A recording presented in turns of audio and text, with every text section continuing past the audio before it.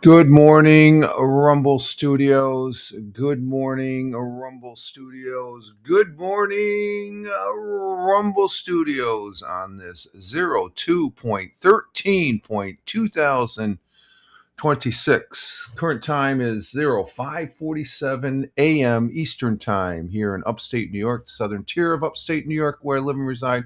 Rich Roberts at Fireman Rich here on Rumble, as well as at Fireman Rich over there on X, my mainstay for posting. I post everything over there, okay? I post things on other platforms. I think there's like 12 or 13 different other platforms. We just posted the link to this live stream too. And you can Google at Fireman Rich to see where they're at. I'm not going to rattle them all off, but that's it. Rich Roberts at Fireman Rich, wishing you a good morning.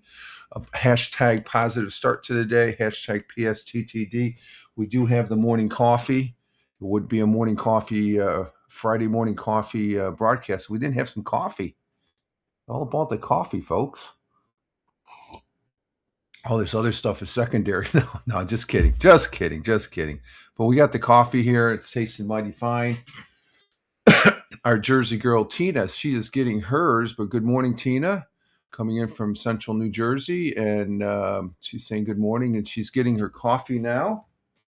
Let's see what's going on with this. I don't know. Let's go ahead and skip that when we get to the broadcast. There we go. Okay. Glad to have you here. Glad to have you on the broadcast last night. We did broadcast last night. We for 3 hours. We did Lord of the Rings online. I had fun. We're still doing some after battle cleanup and stuff like that after the big battle at Minas Tirith a few weeks back when I last streamed. Could possibly stream tonight, maybe, depending on how I feel, I guess. I got to get a nap. I don't do anything this afternoon and I take a nap. But we had fun with that last night. And we had Tina, she was in the chat, and we had Deplorable from Bradford. I always want to say Bradford, Massachusetts, Bradford, Pennsylvania there. northwest portion of Pennsylvania, right across the New York border from Olean, where it's home of St. Bonaventures. I have a great respect for St. Bonaventures. Great institution there, great university, and I know a few people that went there, graduated, and went on to get their masters. So I'm just saying, it's a good place to start. Um, so we are getting our day started here in the southern tier of upstate New York. Yesterday, I hope everybody had a good day. Yesterday it was a little bit cold, but it's not in the single digits; it's in the double digits, and it's not in the freezing. It was cold, but it's still winter time for another 3 weeks and 2 days, I guess now. But we had a good day yesterday. I got my bicycle ride in yesterday. I was going to go ahead and walk, but I changed last minute. I said, let's do a bicycle ride. And so I got 4 days. I get the one in today, and I got 5 straight days of bicycle riding in this week on the exercise bike for each time was 21 minutes. There was, I think, 2 days I did 7 miles, and 2 other days. Yesterday I did 8 miles in 21 to 22 minutes. So we are continuing on with that, and it's actually, I think it's a great extra 20. You got to do something aerobic, and what I mean by aerobic, you can breathe while you're exercising. If you can breathe and talk at the same time, you're not anaerobic. You're not going into oxygen debt, and as such. So the bicycle is. The seat could be a little more comfortable, but I'm only on there for 21, 22 minutes. So I am enjoying getting it in there. The main reason for the exercise bike is for the missus, so she gets some way of exercising. Is that the kitty cats? I think they're getting into something. So they can, so she can exercise, because she can't really go out on walks with the way her feet are. Very rarely can she, as far as do that. And so the exercise bike, she's really going to town on it and stuff like that. She's racking up the miles, and as far as that goes, and I'm using it as a supplement until I can get out there and walk a little bit. But I'll probably mix it up. I'll probably do a walk and then do the bicycle, because I think I do a little bit more exercising. I get a little more exercise benefit from doing the exercise bike, and it's for 21, 22 minutes, and I'm surprised I'm able to crank out 7 miles, and I think I'm averaging about 22 miles, 21 to 22 miles per hour, which is, I would say, is quick. I don't know. I haven't ridden a real bicycle in years, so, but it's consistent. I'm constantly pedaling and stuff like that, and I work up a little bit of a sweat there. So and I can, and I got my pulse rate. I got my iWatch. I'm monitoring my pulse rate, as well as there's on the handles there's you can hold them, and it measures your pulse rate. And I think my exercise pulse rate is right in that 110 to 115 range. It goes up to there, so that's good. Back in my younger day, that was up to like one. It was like between, and I'm talking about my early 20s when I was doing a lot of running. My exercise capability, I could get my that could be up a lot higher and stuff like that. In the 130s and one third, say 130 to 140. As far as 130 was the ideal and stuff. Good morning. I hear you. The missus is up, and so I'm getting some good benefit, and she is too. As far as she's on there a little, she doesn't pedal as fast, but she's on there a little longer. She's on there at 30-minute at a whack or stuff like that, if not more. She watches so it's a good exercise. It's out there in the living room, and it sits well. We had to move a chair upstairs in one of the bedrooms there and stuff like that. But it doesn't take up. Actually, it opened up the living room a little bit more there and stuff like that. So, and then let's see. After that, I went shopping with the missus. I went grocery shopping with the missus, and let me check my audio here for a minute. Okay, we got good audio. We had some problems with the audio last night for the first 30 minutes and stuff like that. I'll tell her that, Tina. She's in the bedroom there and stuff. She's in the back. Well, I'm in the back, but she's in the front portion of the house here. as far as I heard, she's getting up, so she'll be coming to the kitchen to get her coffee. As far as that goes, but I went grocery shopping with the missus yesterday and had a good time. I actually I did the normal thing. I always meet up with people. There's two people I didn't know, but I knew them by face and said hi and talked to them. Um, um, there's a guy. I seen him about a month and a half ago. The last time I went to I went to Mario's last night. We had dinner. We had takeout for Mario's last night. I had manicotti, which was, oh my, that's good with the meat. We had Mrs. added extra. She added meatballs and stuff like that, and we got a nice cheesecake at the grocery store yesterday too. So it was a nice meal. But at the grocery store, this individual, one of the individual, he was a high end project manager that I crossed paths with quite a bit and worked with, and he could have been a vice president, if not of the corporation and stuff like that. Guy was a real guy. I've seen him. I saw him last night. He was or yesterday. He was shopping with his wife. So it's over in the dairy case and stuff. I go, hey, what's going on? He goes, hey, Rich, what you doing? I just saw you, didn't I? It's like, so it was always good seeing these people. I mean, that's one of the nice things about being retired. You see these people and you have good fond memories.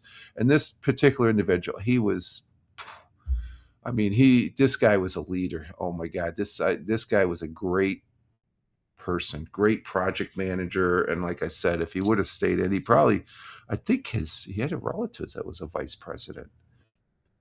And this guy could be CEO. He could definitely be. He was a great guy, and those are usually the good people that are in the management there. And then there are a couple other people. Another guy that the company that he works for still, they're the two of his guys who put in our floor here. They do the flooring here, and so talked to him, and Chris was his name. Yeah, Chris. I get him mixed up with the guy that came over here, but not the other guy. The other guy, Paul, he's a big, tall guy like me.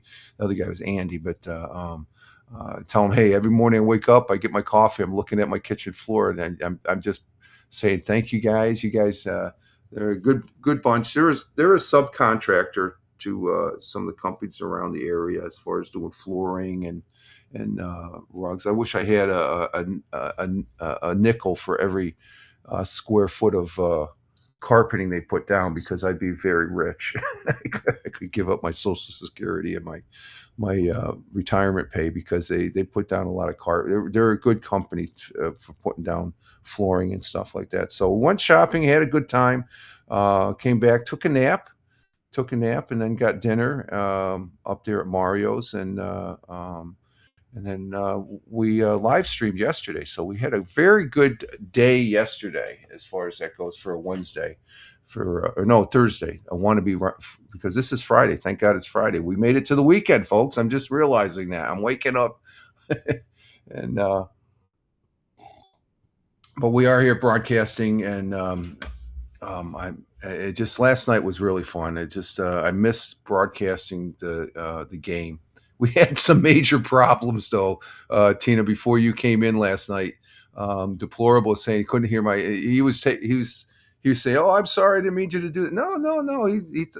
I guess he said he's just surprised I didn't get upset. Maybe 5-10 years ago, I'd probably be upset and say, "Screw this, I'm out of here," and stuff like that. But no, that's part of the live stream. You're going to have glitches that pop up, so you handle them. And we figured it out. And I had to do that little bit of that figuring. I think what I need to do, because the volume of my mic is down, and I did it this morning because I'm recording this, and when I recorded on Audacity. He's nice and friendly. Yeah, he's nice and friendly. Yeah, Deplorable is. We got a good bunch here. We have a good bunch in the. He'll probably be showing up here a little bit if he's not watching already. We got 3 people on Rumble, 1 person on local, 2 people on. We're getting the viewership there. Tina says good morning. Morning, Tina. There you go. Mrs. says good morning, Tina. We got 2 people from YouTube and 2 people from Twitch. So we get some people from YouTube, but. I unplug this microphone and then plug it back in, and that seems to click. I guess that's the reset. That's the kick. That's the ticker. Because I remember I did that last night, and there's a button here. If I press it, like this button right here, it goes louder.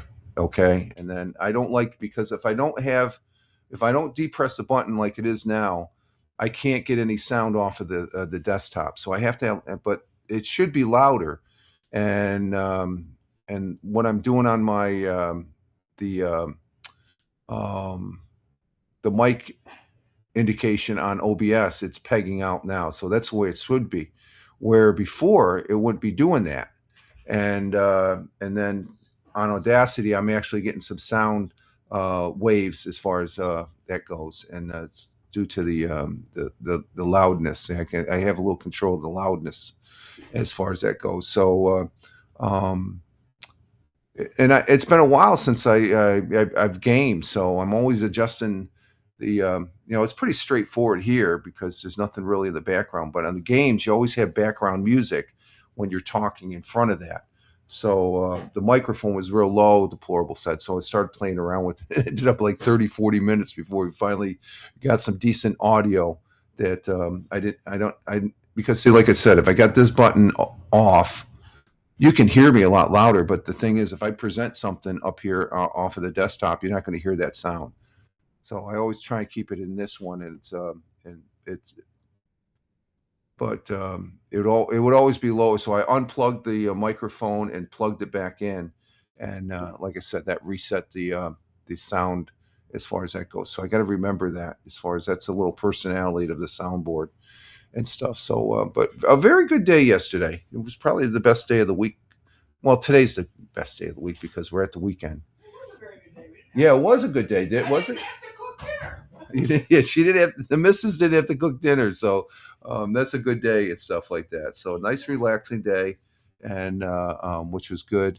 And the missus took phone calls from family members yesterday and stuff like that. So it was a very good day, very good day. So and weather-wise, it was okay. It wasn't windy. It was cold, a little cold, but not bone chilling cold like it was there for those 19 days. We're gonna be getting some warmer weather as far as that goes. And like I said, we got 3 more weeks till spring. And let's see. Currently, right now, we dropped a degree. It actually dropped 2 degrees. It was 15 degrees when I pushed the go live button. Now we're at 13. Well, it always does that. I start and it just sort of it takes a dip before it goes up. So we're at coldest before the dawn, darkest before the dawn. Oh, there we go. Yeah. Let's see. I got to change this here to 13. Is that going to take? Oh, there it goes. Okay, 13 degrees Fahrenheit. And let's see. That's going to be 13 degrees. And we got some activity in the chat here as we're waiting for the temperature to come up. We have Thamer. Thamer coming in from Riyadh, the Kingdom of Saudi Arabia. Good morning, Thamer. Glad to have you here, my friend. Good to have you here. And Tina, Thamer's coming in on the Twitch side, and Tina on the Twitch is saying hi to Thamer. Glad to have you here, Thamer.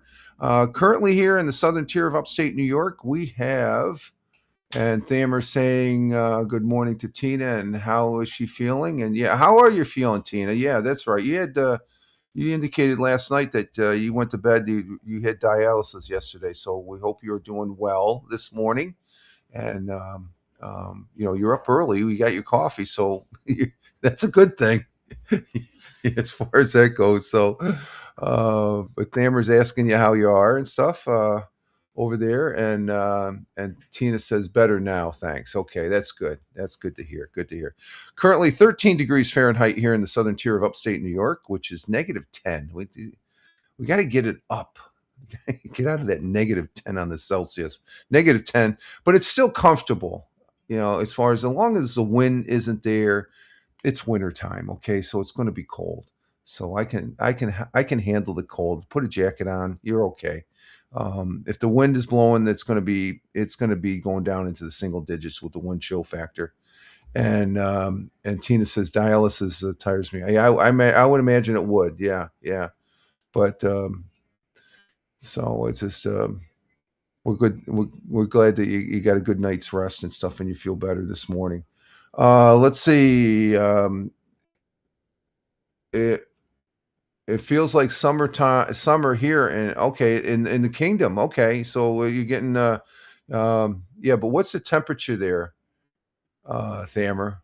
You can give me Celsius. I have the converter up, so I can convert to temperature. What's how much is it in Celsius there? We're at negative 10 degrees Celsius. So I know everybody overseas is on the Celsius and stuff like that, except the United States, as far as that goes. What do you have for a Celsius temperature there? 31 degree. Oh, I have it right here. What the temperature? It's not, but it's Celsius is okay. He's saying it's 31. I've got my world times and temperatures up here. 31. So that's 87. Okay, because I'm looking at my clock and they show Riyadh, the Kingdom of Saudi Arabia, at about 90 degrees Fahrenheit. So that's about 87, 88 to 90 degrees. So that's hot. That is what do you call it? Feels like summer. Yeah, that's summer weather here. But I know you get a lot hotter. So have you turned the air conditioners on yet, or is that still a little cool to where you don't need it? When you probably turn the air conditioners on, and for our folks watching and listening, because we do repurpose this over on Spotify on at Fireman Rich on Spotify, at Fireman Rich on Spotify. Thamer has told us that he has like five of them, five or six air conditioners there. So, but we. Our weather for today, well, we just went down to 12 degrees. So we're at 12 degrees Fahrenheit now. We just dropped a degree. So we went from negative 10 to negative 11. Why are we dropping? Let me see what the weather forecast is for today. Um, a mix of clouds and sun. Okay, that's good. It's always good to have sun. High of 31. So it's going to be warmer. Winds 5 to 10. That's not too bad. So it's just getting cold before it gets warm here in southern tier of upstate New York. Sun will be rising this morning at 7:05, which is in about 58 minutes. It's 6:07, so subtract 2. That's in 58 minutes. Excuse me, 58 minutes. At the sun will be rising here at 7:05 a.m.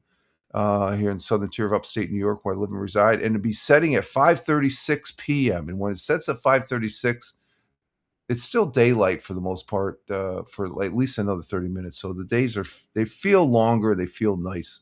I mean, we're getting some great sunsets there over the mountains, over the hills over there, as far as that goes. So let's see our world times and temperatures as I speak. In Honolulu, Hawaii, at 1:08 a.m. this morning, cloudy skies, 73 degrees Fahrenheit. And Thamer says we have a name for this time of year. We call it when the foot sell coat, because cold comes back any day. Oh, okay. Okay. Okay, that's cool. And his cot, tot, cot. Okay, his cot. Okay, that's good. That's interesting. I like those sayings. Let's see. In Phoenix, Arizona, at 4:08 a.m., clear skies but passing. Oh, it's a jacket. Okay, the jacket. Yeah. Okay, so we have a name for this. It's called "When the Fool Sells Coats." I guess that's what it is. Or jacket. Okay. Oh, a coat. Okay, jacket. The fool sells his coat because it's going to be cold still, and he's a fool because he doesn't have his coat. Okay, I get it. I get it now. That's a good saying. Yeah, you don't want to sell your coat. No, no. You're going to still need it for next year, right? Um, let's see. Phoenix, Arizona, 4:08 a.m. Passing clouds, clear, 63 degrees Fahrenheit. Chicago, the windy city of Chicago, Illinois, at 5:09 a.m. Clear skies in Chicago, the windy city, 25 degrees Fahrenheit. In New York City, the concrete jungle, it's about 3.5 hours south of here, southeast, downstate. Clear skies in New York City, 25 degrees Fahrenheit. And Tina is letting us know there in central New Jersey, they're going to have a temperature 37. Wow. Woohoo. That's nice. That's a comfortable temperature there, given all the cold we've had.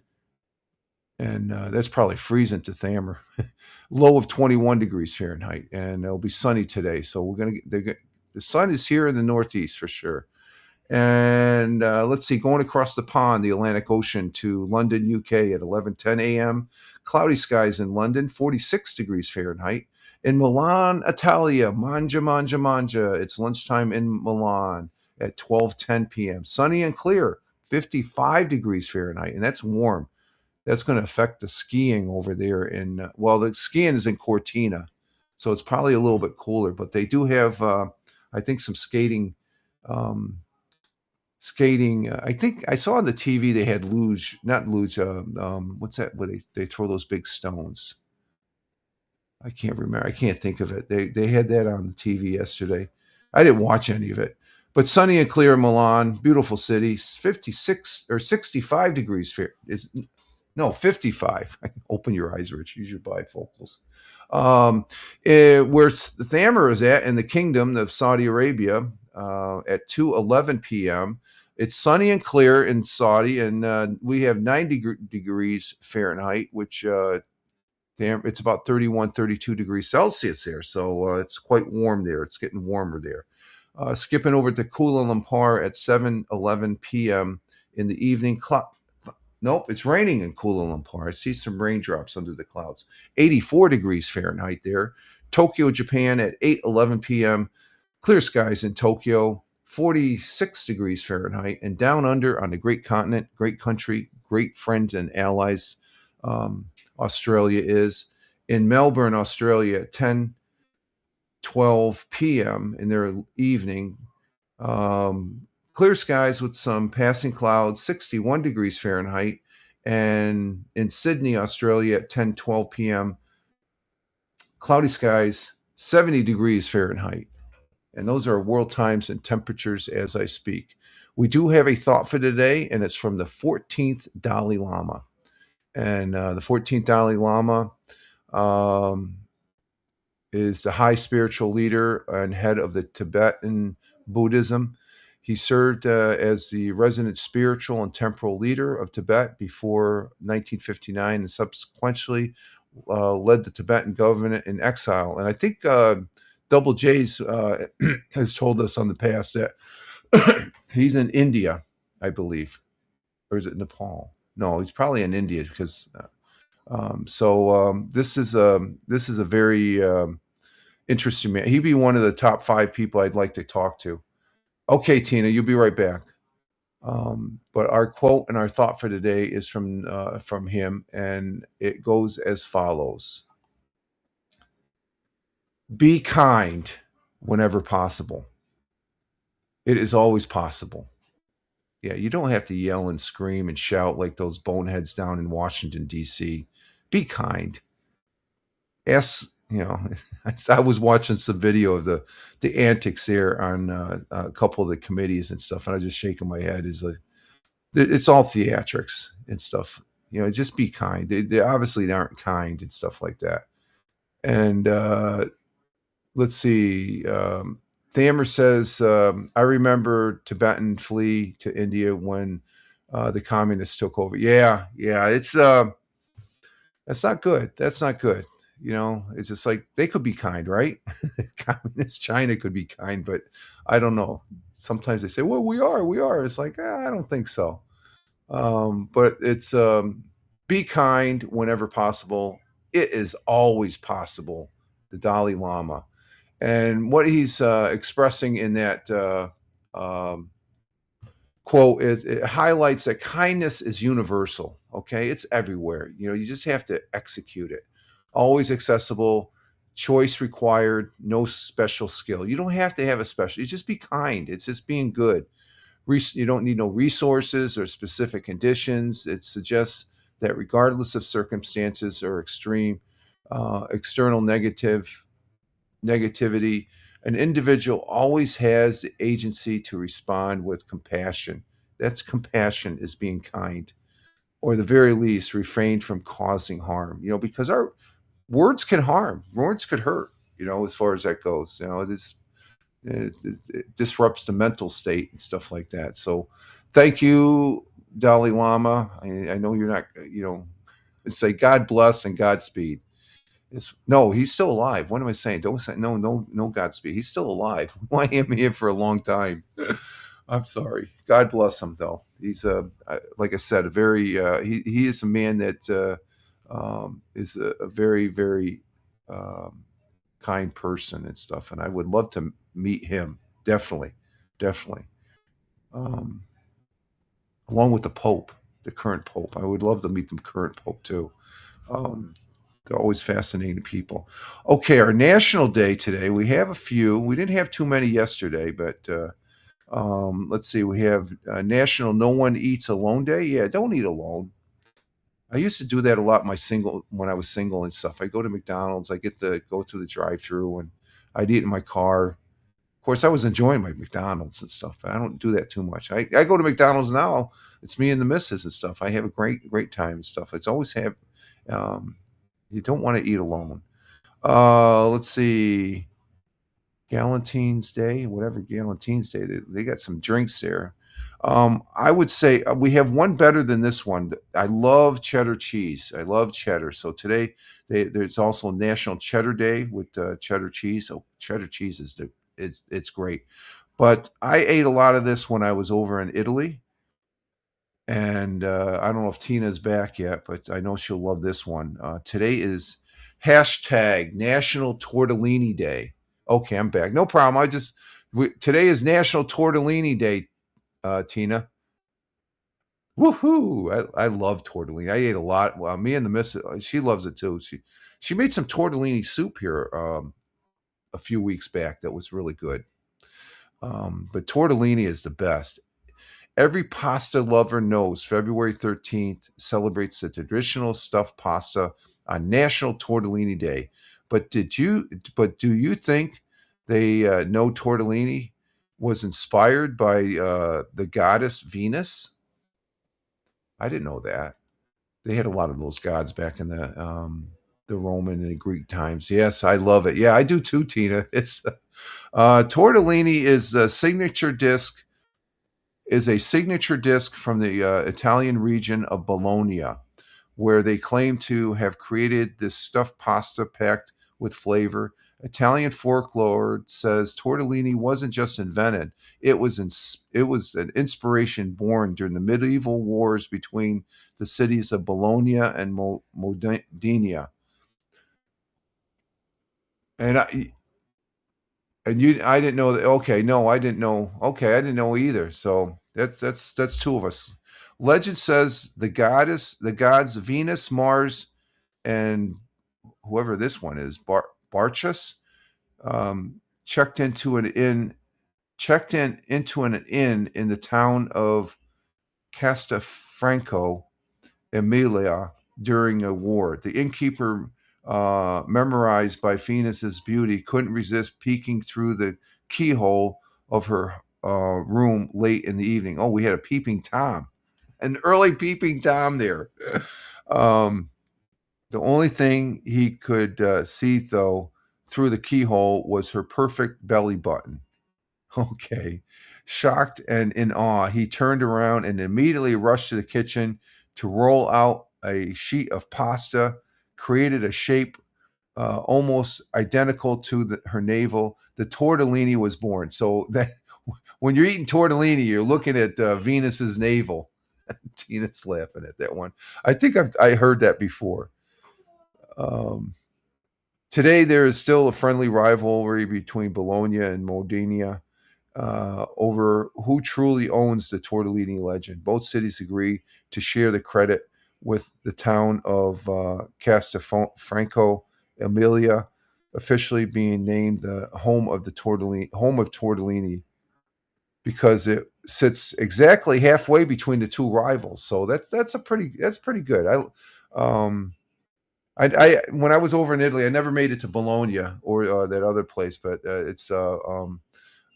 think that's south. I was in the Pole region, the province of Pordenone, when I was over there in Italy.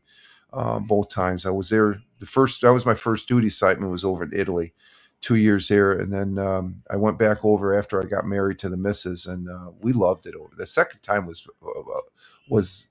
great. It was just fun. We could have stayed over. I could live over there. Literally could. I'd still have to have internet though. Okay, so today is National Tortellini Day. So go to the supermarket, get some tortellini, and cook it up. And Tina says, "Me too." Yeah, yeah. North Italy is just is very fond memories and stuff like that. I've been around the world a couple times there when I was in the service, and Italy just tops them all. Just tops them all. It's just a beautiful place. Okay, let's see. Yesterday we had the on top of doing everything I said what we did have an audio podcast yesterday, and the interesting story that I presented on this podcast was the up there at the International Space Station. They bring stuff up and they do experiments and stuff like that. Well, they brought this moss up. It was 9 months ago, and they put it outside the International Space Station to be exposed to the vacuums of space, and they could see it through the windows. It survived. It survived. Thammer says, "Why not travel again to Italy?" Two words: air travel. I don't like it. That's 4 words actually. I'm not too keen on getting back on an airplane. I haven't been on an airplane since '97 when I came back from when me and the family came back from Japan, and I just don't have a desire to get on. You know, I guess if somebody laid down some tickets and stuff, and for me to go and for the missus to go, we'd probably go. I got to get a passport. My passport's been expired for like 20 years now, so 20 plus years. So I'd go back. I guess that would be a lot easier to fly to than go to say Hawaii. We'd love to go back to Hawaii. Um, took business took business class seat. Okay, yeah, yeah. It's just I think flying. The thing of it is, Sammer, it's not necessarily before the last time I flew. They didn't have all the TSA and the checkpoints and stuff like that, and that can be a real. And airports, they're just. I see the pictures of them during like the big flying days here are Thanksgiving. That's the number one. Christmas holidays. Um, there's certain period where the traffic is just off the hook at the airports and stuff. I don't want to stand in lines. I can't stand that standing in lines. So that's a detractor. But I don't know. Maybe one of these days, I don't know. We'll get the inspiration to go there. But these moss spores, they survive for 9 months in the vacuums of space. So I don't know. Somehow they're able to either generate their own oxygen or something like that, and they brought them back. And it was a very interesting article because I think the days of the International Space Station, it's only another year or two before they close the joint down because it's been up there for quite some time. It'd be nice if they could still maintain it, but things get old. Just like the Mir space station, it was up there for quite a bit. I don't know. I wonder if this was up. International Space Station's probably been up as much as, if not a little bit more than the Mir. But the reproductive spores of moss species were able to somehow survive the vacuum of space during a 9 month stint outside the International Space Station. They brought them back, and they ended up reproducing again. So that type of knowing that type of knowledge, knowing that if we ever go back to Mars, that would be the perfect plant to bring to regenerate the oxygen, the atmosphere there and stuff. I'm not going to say the name, but it's known as a hardy pioneer species of spreading moss that really cultivates on muddy ground. Scientists looked and test the boundaries of the plant's resilience, expose the moss spores to a variety of extreme space-like conditions before they went up in the laboratory setting including deep freeze environment without oxygen. That's a cryogenic chamber, and another and bathed it in ultraviolet radiation here on the Earth before they took it up, and they just survived that. Let's take it up to space, and so that was a very interesting article yesterday on the um, Fireman Rich audio podcast, and we'll do them again. Was it next Tuesday and Thursday? We usually do them Tuesdays and Thursdays, except every other Tuesday we do the Mixcloud broadcast where we present 8 songs. We did that. Yeah, we did that this past Tuesday. I'm just noticing the calendar. Today's Friday the 13th. Let's see. Thamer says that only in America here, it's way smoother. Oh, as far as going through the airports, I can imagine. Yeah, international and stuff like that. I just see when they show the traffic on the TV during the holiday season. I mean, just a picture, it's off the hook. They got people in lines going out the front door of the. It's like there's more people traveling now. Back when I was in the service, there wasn't that many people. I mean, you could go right. You come into the park your car right outside the gate, the air terminal. Go in. You go right. You don't. You go right to your gate, and you're off and running and stuff like that. And look who we have here. We have Liberty. Good morning, Patriots, Misses, Twitchers, Tubers, and Rumblers. Love. And the Missus says good morning to you, Liberty, coming in from the Buffalo, Niagara area. Hope all is well with you. Thank you for being here. Love the flags. God bless America. God bless her. So, and Tina's saying good morning to Liberty on the Twitch side, to Liberty on the Rumble side. And let's say, I guess you're not a fan of Disneyland, lots of land. I would probably go to if I was to go down to, now I would travel on a plane here in the States, I think, if I had to. I got my license changed. So, see, to get on an airplane, you have to have you have to have an updated driver's license. You can't just use your regular license. You got to have it, I guess, verified and all that and stuff. I got the one where I can fly on a plane in the States. If I had the next one, it's like one shy of a passport. I could fly into Canada. So, but I'm not going to go to Canada anytime soon. It's that country's getting a little wacky bananas there. But I would probably go to Disneyland, Thamer, but I think I would much rather go to Universal Studios down in Florida before Disney. It just seems like there's more going on at Universal Studios as far as that goes. And Tina says Thamer, it's overpriced. Oh, she's been to Disney. Okay, so Disney's, I would imagine it is overpriced. Matter of fact, there's a place down where Tina's at, Thamer. It's called Great Adventures. I'd probably go to Great Adventures and have more fun down in Jersey. Double J's. Hey, there you go. Don't veterans get an ID card? We get a retirement card, but that's only used if you go onto the military bases, Thamer. It doesn't have any real. A driver's license is everything here, and I got I forget what they call them. It's what do they call the license? The driver's license. Enhanced. It's an enhanced driver's license. The first level, I can get on an airplane and I can fly. You got to show your driver's license. You don't have to. Some states you don't have to show your driver's license to vote, but you got to show your driver's license to fly. That doesn't make any sense. But then the next tier, it's a enhanced driver's license. It enables you to go. You can go into either Canada or Mexico. We have an agreement with there where you don't need a passport as far as that goes. So my military retirement ID card, I still have to keep it updated, okay, because I'm still, believe it or not, I'm still subject to recall because I'm a retired military. When you're retired, you're considered career. I could technically go back in the military if they called me because I'm still healthy. I'd probably pass the physical, but they won't. They won't. They just let's see. Tina saying hi to Double J's.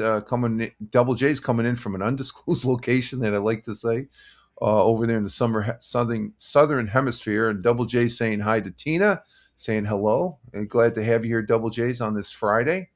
And what we got for a campaign? Do we got a campaign? Oh, we got 6 people on. We almost had a campaign last night. We need 10 people on Rumble, and we had 9 people last night when I was live streaming Lord of the Rings online. So maybe we might get lucky and we get it today. And Double J says, highly unlikely you will get called. Guess lots of young guns out there. Yeah, but the thing is, you always think that, I'm never going to get called back. I have a good friend. He was a fire chief in the United States. He's a civilian fire chief in the United States Air Force. We went to the fire school, and he was still in the military. He was a chief master sergeant down at Tyndall at the time. And at the beginning of because I got out after we kicked Saddam Hussein out of Kuwait out, and but I got out just before the Iraq War and Afghanistan in '97, and I remember getting a phone call saying, "Hey, do you have your mobility bag still?" And I go, "What are you talking about?"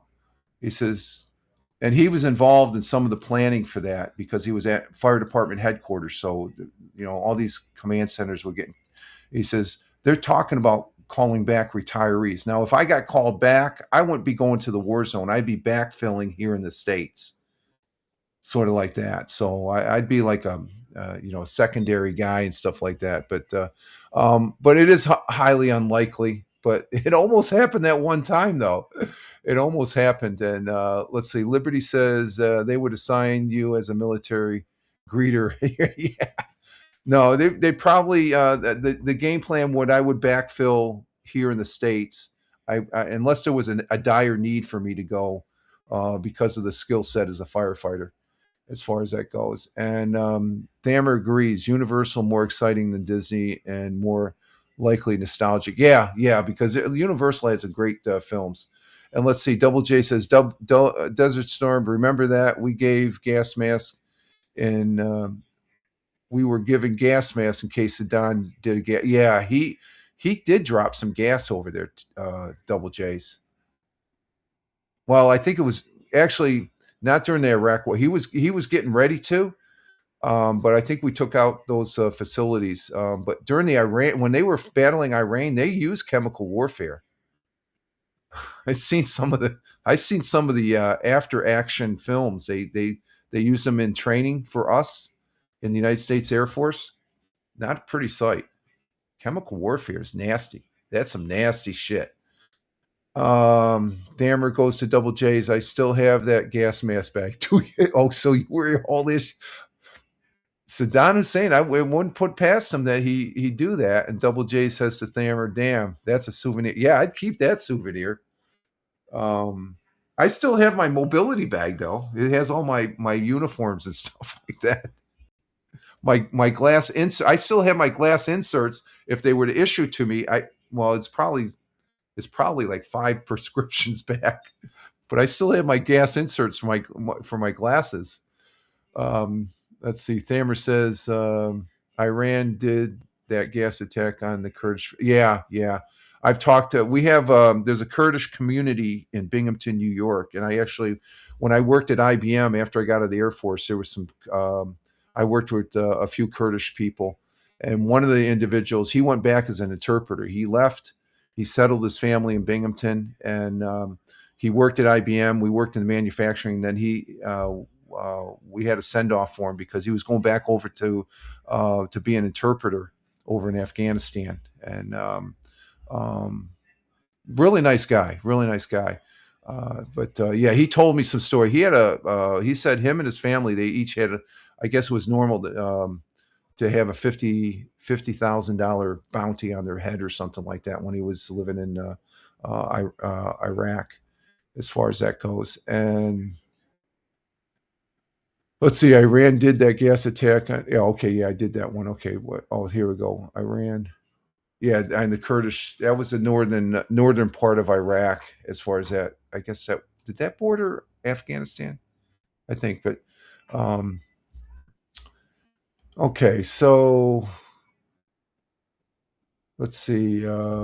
What else do I got? Okay, I guess we could do. We're up at 50 minutes. We could go ahead and do. What is it? The 100 years ago with Roger Luther. Let me get that set up. So, yeah, that chemical warfare shit. We did quite a bit of drilling, and the actual. I mean, we would say if we were playing, during when I was over in Europe and Italy, NATO TAC evals and stuff like that. Even when I was over in Japan at Yokota Air Base, we would have base exercises. I'd have to stay in my my chemical mask, my chem suit for 4 hours. That would be the highlight of the exercise because we were really practicing chemical warfare and stuff. Let's see, borders, Turkey and Iran. Not okay, borders Turkey and Iran, northern Iraq. Okay, gotcha. Thank you, Thamer. But the guy I was telling you, he's Kurdish, but he went back over. I guess he was an interpreter during the Iraq War, but he ended up going back as an interpreter into Afghanistan, I think, which I thought was okay. 2 different languages, isn't it? Well, I think he was multilingual too. So,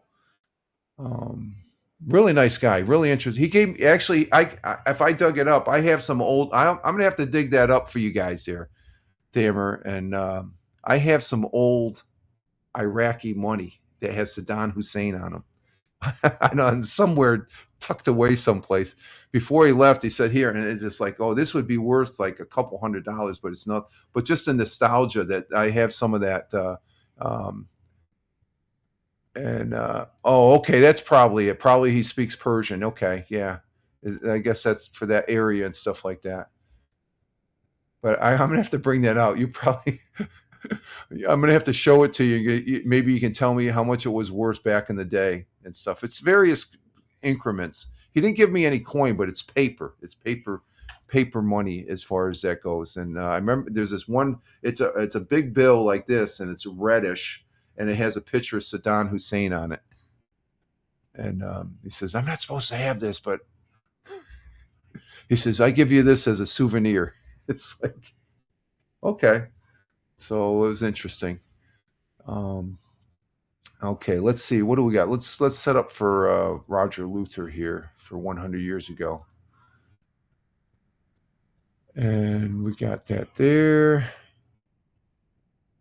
And let's see, we got it. Yeah, 100 years ago. And let's see, we get the present. Bring it up. And we have it there.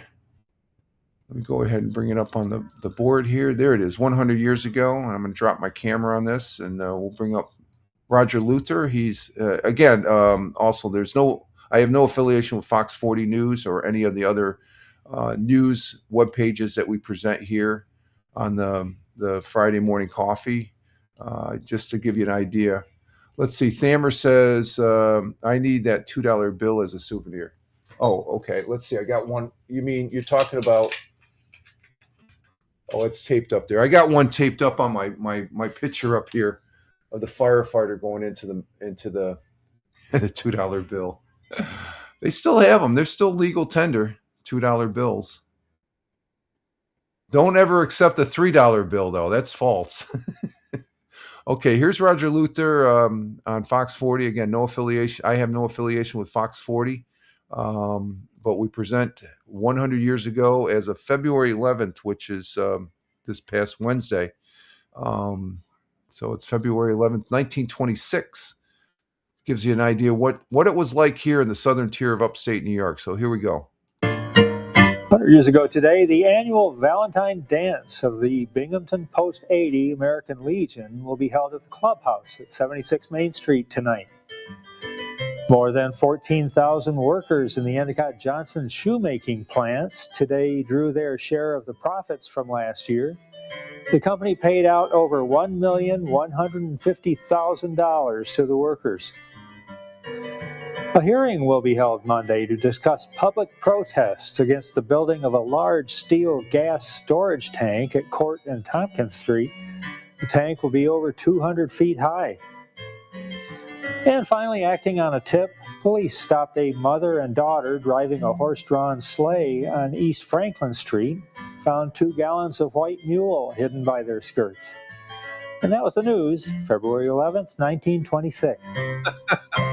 No, I'm taking it what it said. White mule. That's alcohol. There was prohibition back then, and they had alcohol as far as that goes.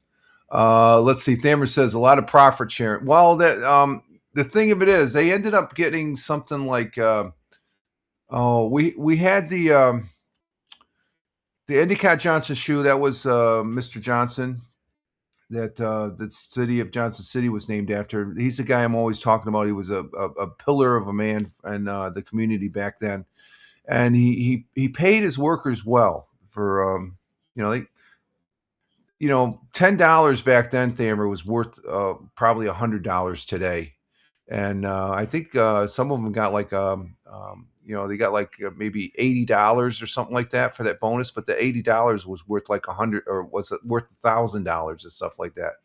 So was that like dividends nowadays? No, that was like a bonus.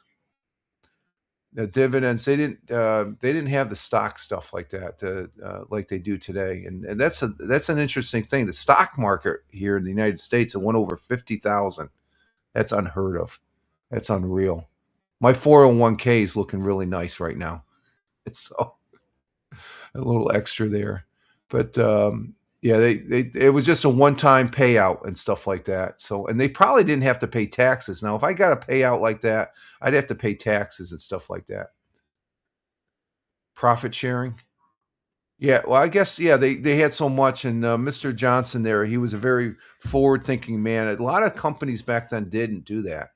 And did IBM give stock as no, you could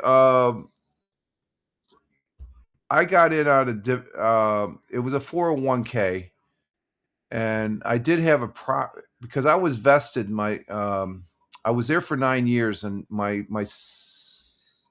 fifth or sixth year I was vested, so I ended up getting a little bit of a profit share, and I didn't even realize how much was in there until I retired and stuff like that. I said, "Whoa, look at this!" There was one portion there I had to cash it out, or else I would lose it. So, but even for a short time, it was a significant amount of money as far as that goes. So, but today everybody has a 401k basically, or should have a 401k. And was it? There's something they did here in the States that President Trump, I guess it's called the Trump accounts, where any kid, I think it's up to a certain age, they have automatically $1,000 account, and they can invest in that. And then when they're 18, they can withdraw it for whatever they want to do with it and stuff. Primarily to go to school, buy a car, or something like that. It's to get people, because our younger generation is stupid. They just know how to spend. They don't know how to save. So I think they're doing that to change the mindset of the younger people. It's good to save a little bit and stuff, because I used to always spend. If I had money in my pocket, boom, I was spending it back when in my younger day. That's why I'm glad I married the missus. I wouldn't have a pot to piss in if it wasn't for her. It's like, we're not rich, we're not poor, but we're living comfortably, and that's all I can, you can do, I guess, as far as that goes. So, but I know my father's retirement from IBM was very, very good as far as when he retired. He was pretty much set as far as that goes. And Liberty says, remember school bank day? I vaguely remember. I never participated because I didn't really have that much of an allowance. I always spent my allowance and stuff like that. And look who comes into the right at the halftime here. Good morning, Richard from Captain Rehab. Captain Rehab says good morning. There he is. There she is. She says good morning, Captain. And Captain Rehab saying hello to his Auntie Tina, virtual aunt from Twitch to Twitch. Good morning, Captain Rehab, coming in from the city of brotherly love, and Tina's sending back the love back to Captain Rehab, her virtual nephew. And glad to see you, Captain Rehab. Hope everything's all well down there in Philly, and with you. The weekend's here, so you just got to get through your workday, and you got the weekend, my friend. I hope all is well with you, and weathering the winter here. We got 3 more weeks, and it'll be sunny in Philly again. There was a TV show called that. Let's see. In other history, happy 76th birthday to Peter Gabriel, the English singing songwriter who was one of the most influential progressive rock innovators of all time. At 17, he founded the band Genesis. Oh, he was 17. Okay. And later launched a successful solo career, winning 6 Grammy Awards. And happy birthday to him. And Captain Rehab says Guatemala is looking to bring back fighting to the death in gladiator style. Really? Oh my God. It's Guatemala. Jeez. Okay. I could see that MMA fighting that's close to the death. Let's see. In other history, in 1635, the first public school in the United States was Boston Latin School. Was founded by Benjamin Franklin and was its famous. Oh, Benjamin Franklin was its famous dropout. So he dropped out of school. Benjamin Franklin. I didn't know he was a dropout. Did you? Benjamin Franklin was a dropout? Wow, he dropped out. He was in school in 16. This was in 1635, and he dropped out of school. I don't know. That's unreal there. And Captain Rehab says yes. Yeah, so I guess you've heard something about that, huh? Let's see. What do we have? An agreement was reached for the two-stage plan to reunite Germany in 1990, and I was over in Europe when that happened. I was at Aviano, me and the missus, and I remember after the Berlin Wall fell, we were traveling up to Germany to visit my sister, who was stationed up there in Worms, Germany, for the U.S. Army, and you could see all the refugees or all the people from Eastern Germany that came over. And let's see. 2 years after Hurricane Katrina devastated the region, 1,500 volunteers gathered on a one-day blitz to erect a playground for nearly 36,000 New Orleans children. The playgrounds that were designed by the school's own students. Oh, that's interesting. And let's see. Double J says all the Genesis, all those Genesis was misfits for school, same as Einstein. He got kicked. Oh, that's right. He did get kicked out of school. All those geniuses, I should say, geniuses were kicked out of school. Okay. Benjamin Franklin, he was a smart guy. He was smart.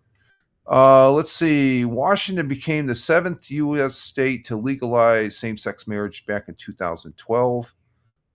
In 2008, Australian Prime Minister Kevin Rudd made a historical apologies to the indigenous Australians and their stolen generations.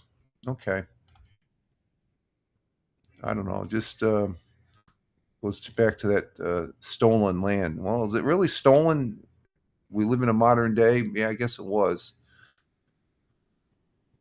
Some Hollywood entertainers have to be careful what they say because it comes back to, if you say it's stolen land, you need to give your property back.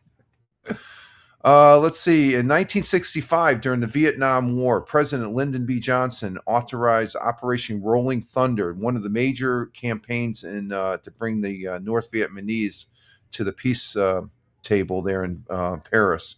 An extended bombing campaign against the North Vietnamese, and it was Rolling Thunder. That was the one thing they say after the war. The fighters of North Vietnam, the Viet Cong, they said they were scared shitless of the B-52s because they'd come in, drop their load, and it was just devastating. With the conventional weapons.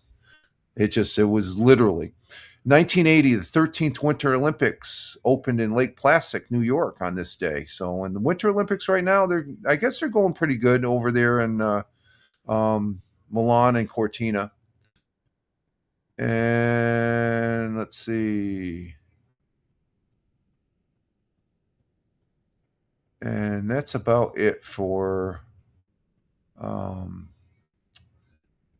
February 13th on history, as far as that goes. So And we're right at an hour and 4 minutes. So I know Tina's going to have to leave here in 10, or she's going to leave in 10 minutes to go see Hal.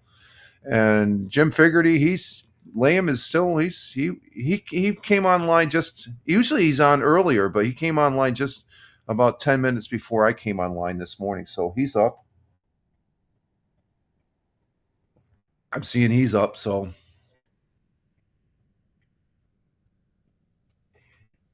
I do have the Commodore 64. If we have time, which we probably will, we'll do the headlines on that at the end of the broadcast here. So they haven't had a chance to play around with it this much. Out of coffee. We'll have to. I might broadcast. Maybe this. If I don't take a nap, I can broadcast that, or I'll be broadcasting tonight. So I got the. We'll see what happens if I. Oh, there he is, right at halftime. Ian, right after, right after 100 years ago. Big Juice, Rich Coffee and Donut Shop is open now. No donuts for me. I had a good slice of cheesecake for dessert last night. It was good. Oh my God, was it good? So we're gonna go ahead and take a break here. And Tina's saying good morning to Steve, who's coming in from the Buckeye State of Ohio. That's Big Juice, and we're glad to see you, Big Juice. Hope all is well out your way. And as far as that goes, it's the end of the weekend. And Big Juice on Twitch is saying good morning to Tina on the Twitch side. So thank you for that. Pretty active. And let's see, we got 4 people on Rumble, 1 person on local. We got 1 person on YouTube and 2 people over there on the Twitch. And yeah, okay, we'll see you later, Tina. Ciao for now. Have a great day, great weekend. And Tina says, bye. All much love. Okay. And we're going to take a break. Double J says, cheesecakes is always, yeah, it is always a winner, Double J's, isn't it? Oh, my God. What did we have last night? It was like, we got a cheesecake that there's different pieces and stuff, different kinds. So it's not a full regular white cheesecake. There's different versions. And so there's a raspberry one, there's a caramel one, there's a chocolate one. I think we had there's like 3 different versions of the chocolate ones and stuff like that. And Double J saying bye to Tina and stuff like that. And Liberty is also, she's saying, have a great weekend and be safe, Tina, from Liberty on the Rumble side. Okay, folks, I'm going to take a few minute break here, a couple minutes for a break to refresh my coffee here. We're out of coffee and to refresh.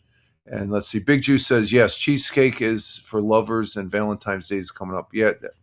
Well, Valentine's Day was yesterday. Or no, it's tomorrow, the 14th. What am I talking about? Tomorrow's Valentine's Day, the Saturday. I don't really recognize it's okay. Me and the missus is like, just another day and stuff. I guess for some, if you're young and dumb and you're in love, I guess it's okay. But let's see. Double J's says my mouth was getting water when you said cheese. Oh, really? That's a trigger word, huh? Cheesecake. It is for me too. I love a good New York style cheesecake. Oh my God, it's good. Good stuff. They have some good stuff in the dairy case. You know, as far as the cheese, it's expensive. It's not we get it every once in a great while and stuff like that. So it's towards the end of winter, so why not, right?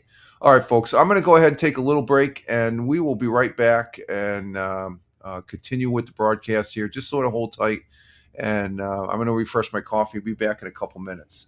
And Double J says every day should be Valentine's Day. There we go. Okay, we'll be right back, folks. Hang loose.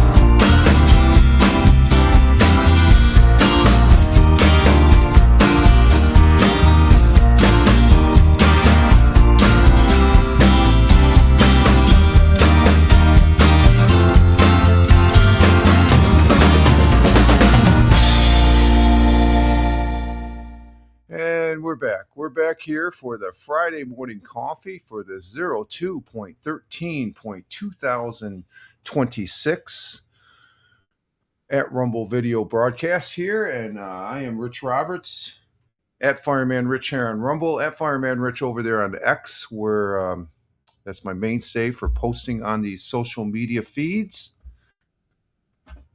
Second half, let's see. See if we got any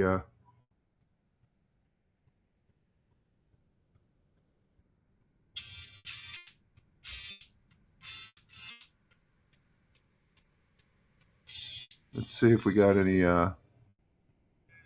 okay, we got good audio there. Okay, I'm hearing it. Okay, there it is.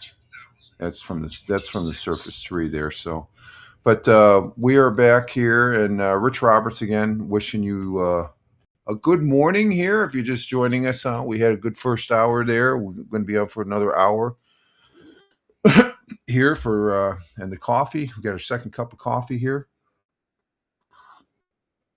and we opened up the windows, and it looks like it's blue sky, clear a little bit. And it's cold out. We dropped down to 11 degrees now. We're still getting a little cold.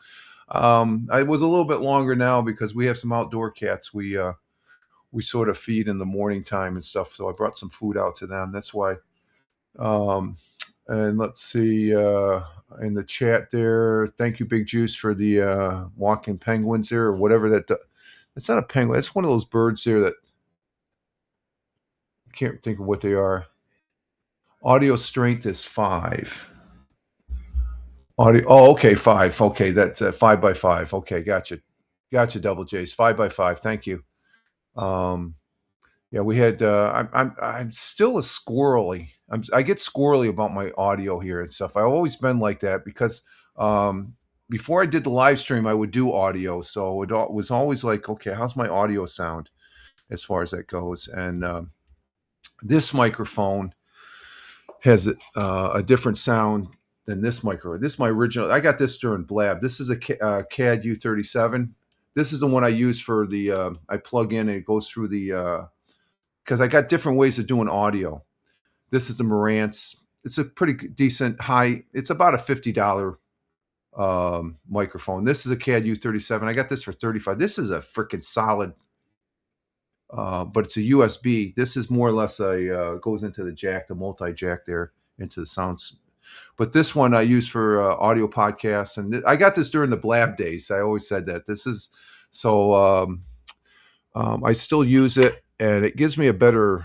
Well, I don't say better sound. I do the audio podcast sometimes with this, but I like using that one because it's. I just have. It was my first microphone. Professional microphone, I guess you could say.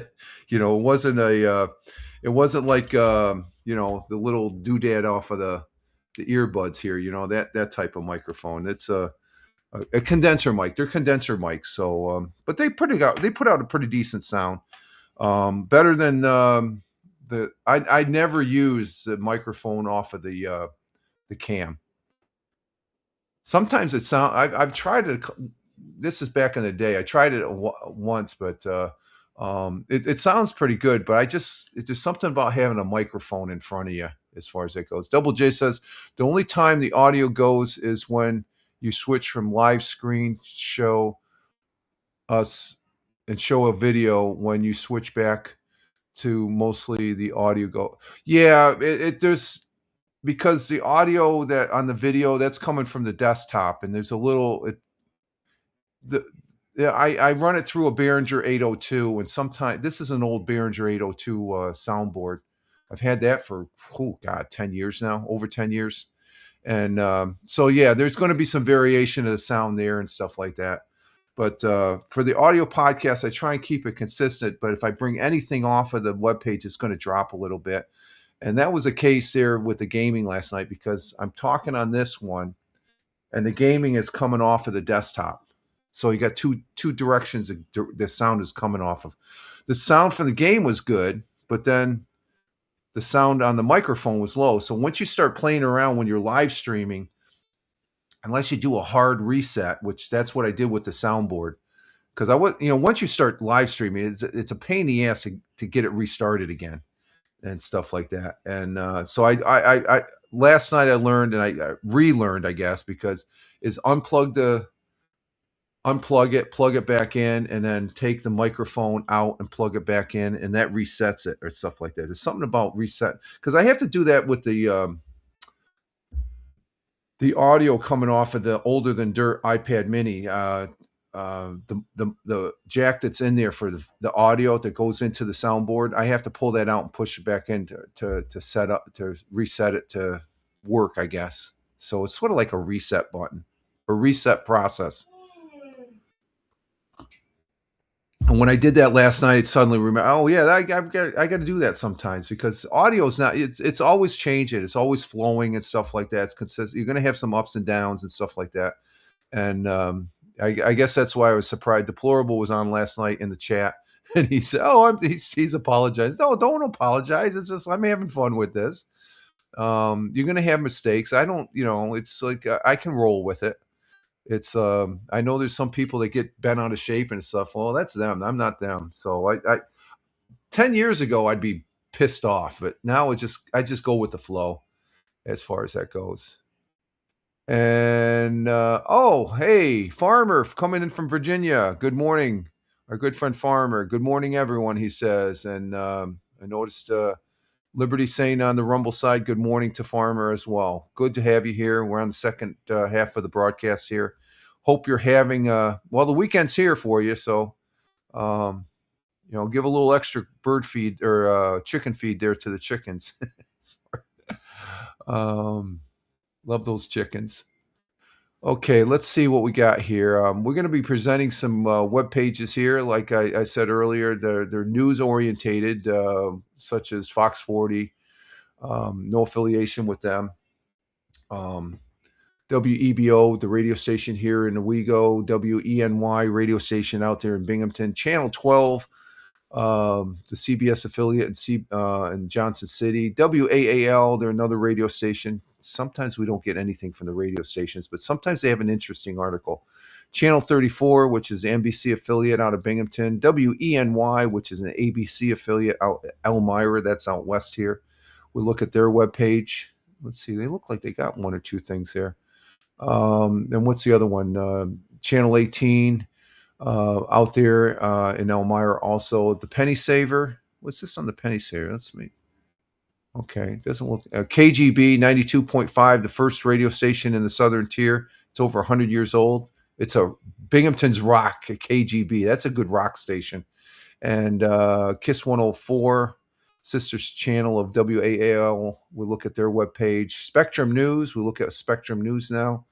And two web pages up there where Liberty's at in Buffalo, Niagara. We look at Country 106.5 WYRK, and what's the sister one? Power 93.7 WBLK. Those web pages there, as well as I still look at the 1440. I still look at WGR 550 for sports and stuff. I still took a look at that. But before we get to that, let's see, what's Captain Rehab saying here? What do we got here? And Dark Farmer is saying hi to Liberty, and Captain Rehab says, "What about ICU, Rich? What's ICU?" What about I see you, Rich? Oh, you see me? Okay, you see me? I don't know what you mean by I see you. Captain Rehab made me say something. I see you, Rich. Okay, you see me. Good. He's laughing his ass off. You got me. You got me. I'm looking at the I see you. That's an old one. You made me look. You made me look. But all these web pages, I present them here, the stories that they're on there. I'm a consumer. I have no affiliation with any of those web pages or news agencies, just as full disclosure as far as that goes. But before we go to those, the sports, there's not really any sports other than the Olympics, because the NBA, they're taking off. There's no ball games on. The All-Star game. I don't watch the All-Star game. If anything, the only All-Star game I probably watch is probably baseball, but I haven't. And let's see. And let's see, NHL. They're because of the Olympics, all the hockey players. They're not. There's no scheduled games until after the 25th of February, I guess, when the Olympics end. And not even going to mention NFL. That's done. But we do. I have a page up here for baseball. Baseball is just around the corner. Matter of fact, it's going to be in 2 weeks from today. They're going to have their the spring training. The Yankees are going to play the Orioles Friday, February 20th, and the Mets aren't playing or anything like that. So let's see. We got some commentary here. Let's see. Intensive care unit. How does that? What about intensive care unit, Rich? Okay, intensive care unit. Okay. Liberty says, I guess 55 will no longer. Oh, GR50 will no longer broadcast the bill. Well, it's not because of the radio station, from what I heard, Liberty. It's because of the Bills. The Bills don't want to have them for some reason. They always did, and ever since I can remember. Yeah, I listened to them the last couple seasons when I couldn't get the Bills game. I would always listen to them on the radio on the internet with them and stuff. But I think it's not because of the radio station. I think it's because the Bills don't want them. So I don't know if that's something that goes along with what's going on there with the owner and stuff. I don't like the owner. I'm not impressed with him or the new general manager there. That I mean, I'm still. We don't want to go there. Football's over with. It's so, but yeah, that's they're not going to be broadcasting anymore. So I don't know what that's all about. And Captain Rehab says yesterday was the first USN man's. Who did they play in? I know they had what's that thing where they throw the stones and they do the brooms. That was on yesterday too. Oh, okay, Latavia 5-1. Okay, all right. Let's see. Are they expected to be in the gold and medal round or anything like that, Captain Rehab? I have, like I said, and then oh yeah, this is the big race here, folks. The Daytona 500 races on Sunday, and we'll kick off the two. That's this Sunday, isn't it? Let's see, Daytona 500. Daytona 500. Start date.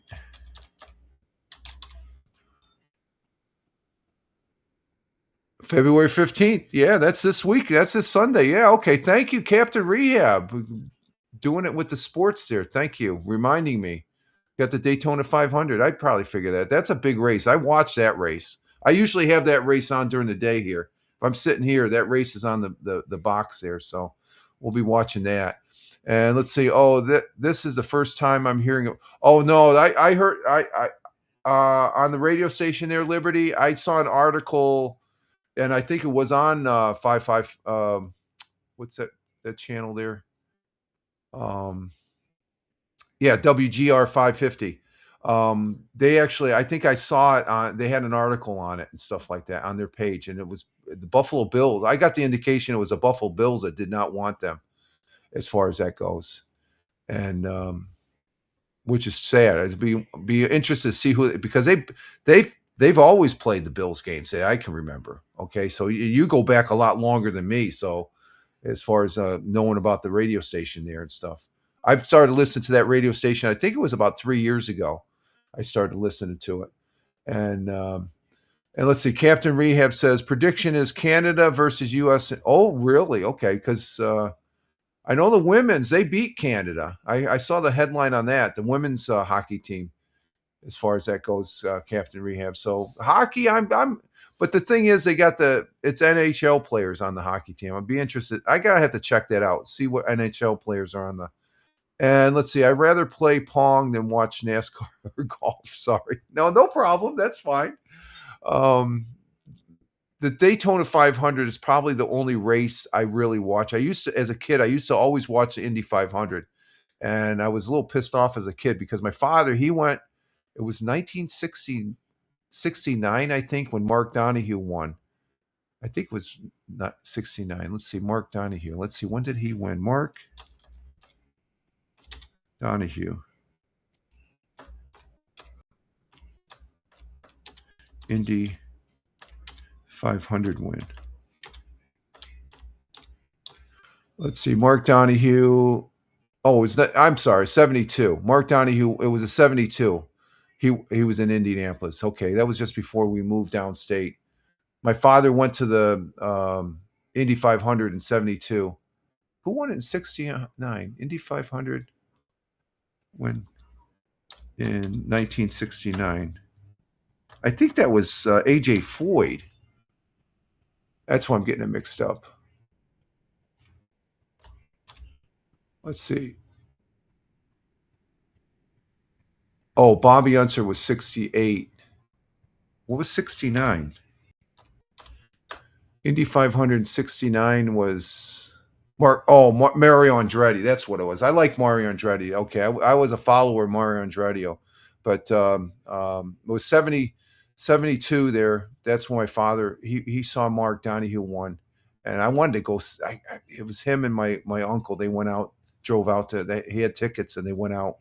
I would have loved to seen that. That would have been good. And let's see. Captain Rehab says Team Canada and U.S. are all. Yeah, that's why they have the layoff on the NHL. So that'd be like, okay, who has the better? The Americans have the better players, and stuff. So we'll be hearing about. I might look at the hockey for the Olympics and bring it because we don't have any real. There's no NBA this next week or NHL till the 25th. No NBA until next week. We got the Daytona 500, and we do have baseball that's starting to crank up the spring training. So Yankees will be the 20th, which is next Friday. We did have one football game Wednesday, and that was of the soccer type. Manchester City did win against a match in the Premier League against Fulham, 3-0. And let's see, Arsenal. It looks like Arsenal didn't win. Arsenal, they're 4 points behind. Manchester City is 4 points behind Arsenal. Okay. There's a game tomorrow in the FA Cup. Manchester will be playing Salford City tomorrow at 10. I always say this, but I haven't seen it. I've always watched a replay. I always get busy doing something. But I am a Manchester City Football Club fan, and I do like them as far as that goes. There's something about the Premier Football soccer match that appeals to me, their play as far as that goes. I don't know. Do they play soccer as an Olympic sport? That's a Summer Olympics. Okay. Okay, let's get to the web pages here. We're at an hour and 30 minutes, and we'll see if we haven't had any real news Monday, Wednesday. So be interested to see. There's a lot of crap news, but we don't bring up the crap news here, or try not to. Okay, let me see. I got to turn off this, and let's go back to Fox 40 and see if there's any interesting articles. Let's see.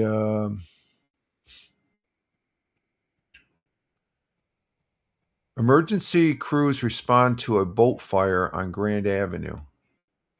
What's this? Emergency crews responded to 2 working boat fires on Grand Avenue. That's in Binghamton. That just has a static picture, so no video. And let's see. I am not seeing anything on. Okay, there was a firefighter that had a line. there was a line of duty death a year ago, a Binghamton firefighter, John J.R. Gaditz, and they remembered him here and honored him in his 1 year anniversary. So let me bring this up. We had articles of his death in Binghamton and Binghamton firefighter. So I'm going to go ahead and present this one, and we'll see what this one's about here. So let's go ahead and see. There it is. He passed away in a working fire a year ago, and this is his 1 year anniversary, and I think they have to do that before. So let's listen to this. Tonight in Binghamton, the community gathering to remember and honor the life of John J.R. Gaditz, who died while responding to a fire 1 year ago today. The vigil taking place on the Court Street Bridge, just footsteps from 1 Main Street, the site of the fatal fire. Over 100 people came out to honor Gaditz and his impact on the Binghamton community. He was killed while responding to the Main Street fire on the night of February 12th. He was an 11-year veteran with the Binghamton Fire Department, and he was 40 years old. We cannot measure life by how long it lasts, but how deeply it impacts others. By that measure, J.R. Gaditz's legacy is permanent. Let the light of these candles remind us not only of what we've lost, but of what we had. Let it represent the warmth J.R. brought into our lives and the enduring strength of his legacy. John would only ask you to stand up, to continue to fight, and his ultimate line, keep the faith. Stay with it. It comes as the man accused of setting the fire has pleaded guilty. According to court documents, Patrick Shea pleaded guilty to arson and manslaughter on January 8th. He was arrested last March. He is scheduled for sentencing on April 6th. So there's the arsonist that started the fire that caused the death of a firefighter, father of 2, a man of the community. He was a soccer coach for the kids, and a tragic loss as far as that goes. Let's see. Liberty says, "Oh my! I just read that Snoop gets paid $500K a day promoting the Olympics." Oh, really? Jesus. Oh God. And then Captain Rehab, the Maryland Transport Authority approved to rebuild Chesapeake Bay, the one that was taken down by the container ship last year. Oh, okay. Is that do you have I guess does your work do business with that particular project, Captain Rehab? And Double just says, "That's sad. Can we have happy news next?" No, that's I know it sounds, as a firefighter though, Double J's, that's honoring the firefighter. Okay, I know it's sad. It happened a year ago, but that's something us firefighter. You got to remember the firefighters. You never forget. Never forget. And as sad as it may be, there is justice. The arsonist is going to be he's innocent, like we said the other day, innocent until proven guilty. But I guess he's fessed up and stuff like that.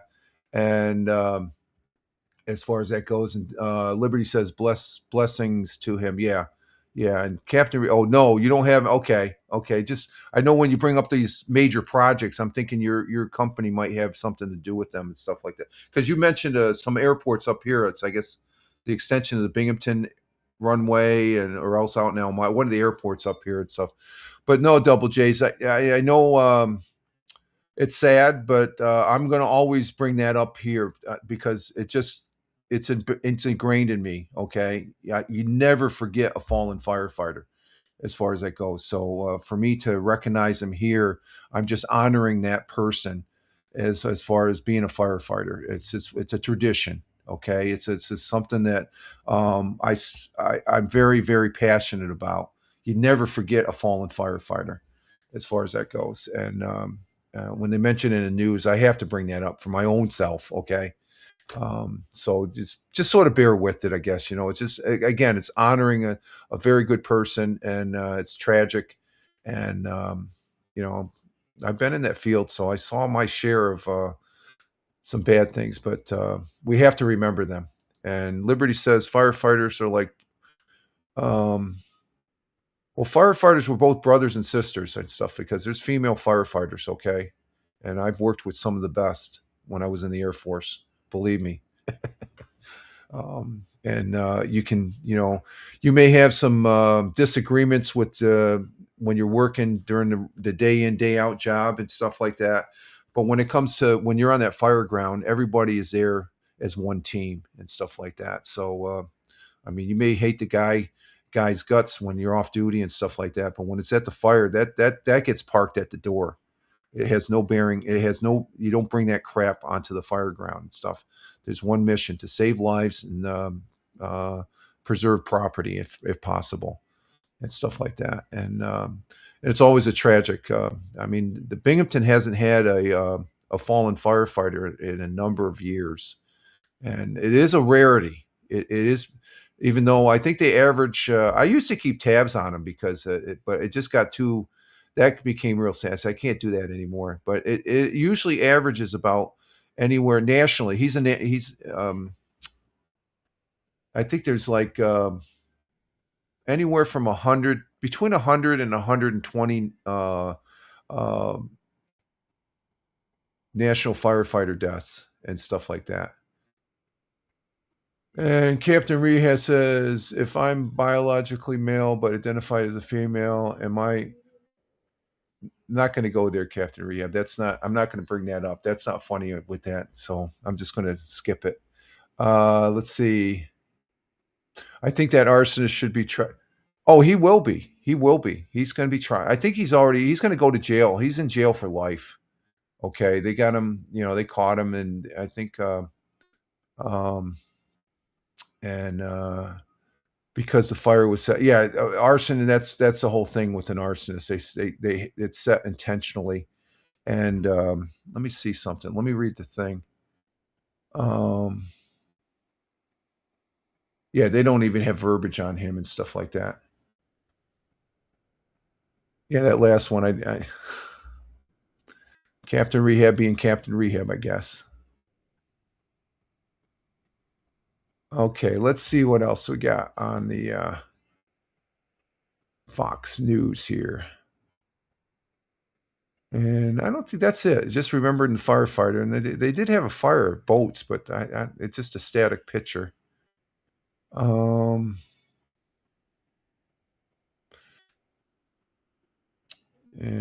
they got a report. I guess the guy that was going to be running a primary against Hochul, he dropped out. He's a deputy governor and stuff. So,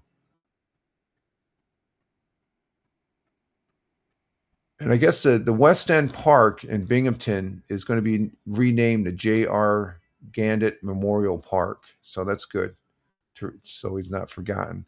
Okay, let's see what's on WEBO. Anything on WEBO? We'll move over to there.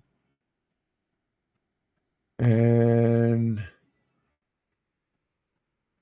no, not seeing anything over there. Okay, we'll go to WNBF. WNBF is always good for an article or two. Oh, they're remembering jail. We already brought up a video. I'm not going to bring up every one. And let's see. Let's see what we got here.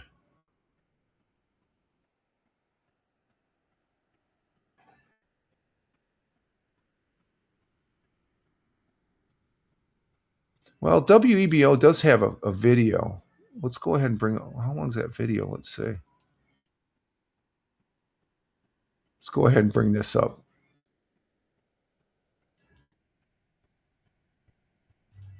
Let me bring up the video.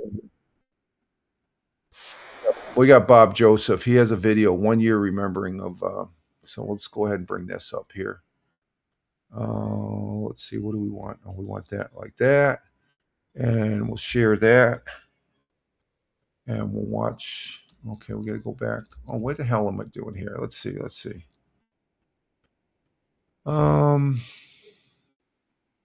Okay, there it is. Oh, let's see. I got to stop. Okay, let me bring this down here first. Okay, I got to get the coordination. Here we go. Okay, now I can maximize the video.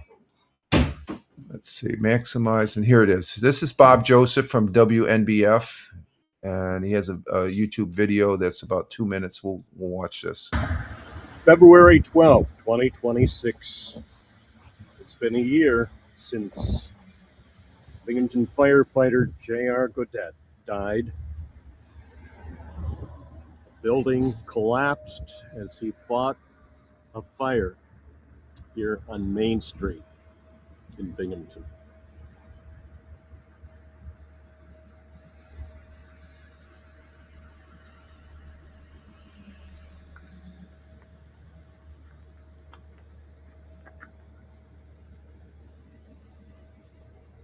That's at the location of the fire is right near that bridge here. So that's why you see all that memorabilia about him.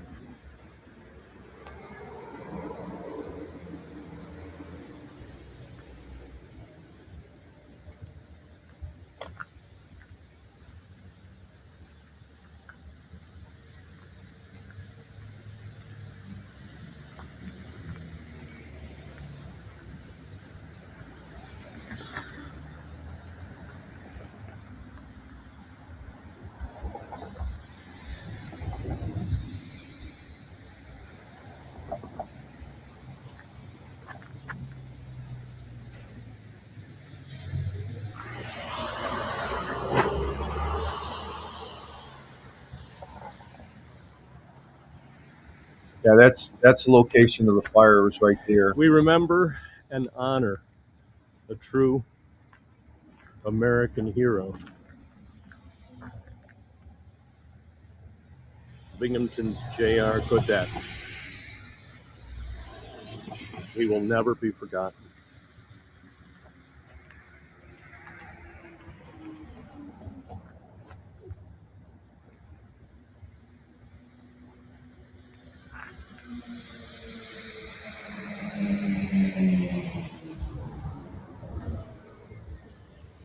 So that's the location where the building, you can see it's been torn down and stuff, but you see remnants of the next building over. That brick, the building went up to about where the blackness is, where I'm showing the cursor there. It came over here along the Susquehanna River in Binghamton. And so let's see. Liberty says, I'm being, no, you're not nosy. Were you married when you were a firefighter? Yeah, I got married when I was stationed up at Griffiths Air Force Base, about halfway through my Air Force career. Came down here, got to know, met the missus, was scared shitless of asking her out. And it was a year later. It was after an incident at Griffiths that prompted me as, life is getting short. Maybe I should ask that girl downstate there in Tioga County there out, and never look back. So she was my last 10 years were our first 10 years of marriage we were in the Air Force as far as that goes. So or no, it wasn't 10 years. It was 9 to 10. 9 to 10 years, yeah. 9 or 10 years. So I was married as a Air Force firefighter. 11 years. 11 years? Okay. Yeah, you're right. Yeah, 11 years. And then I was a volunteer when I came home as far as that goes here in Tioga County. So yes, the answer to that question is yes, Liberty. And that's not being nosy. That's not being nosy as far as that goes. So no problem. And so let's see. That was on WBNG or WNBF News Radio. Hal is on chat or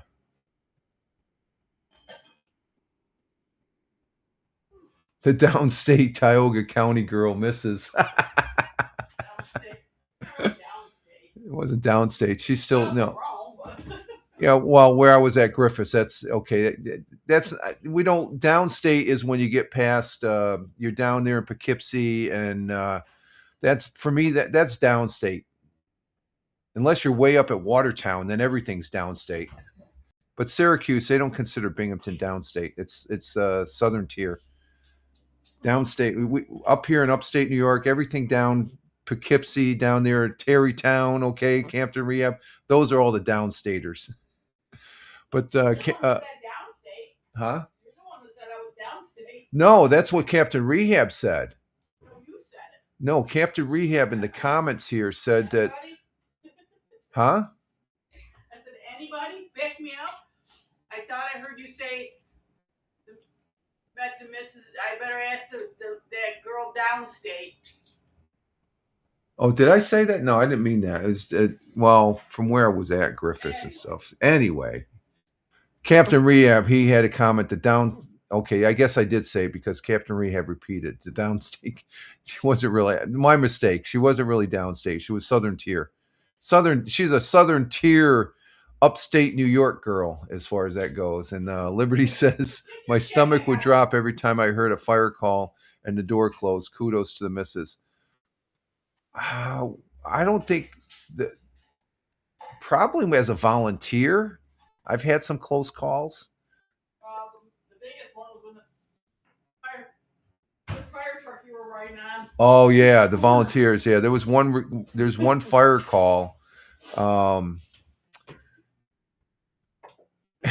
Captain Rehab says yes. Okay, all right. And then Liberty says, "Oh my, the missus is straightening you out." Yeah, she's straight. She keeps me on an even keel. Sometimes he fights back though. No, I don't. Very rarely now. I just.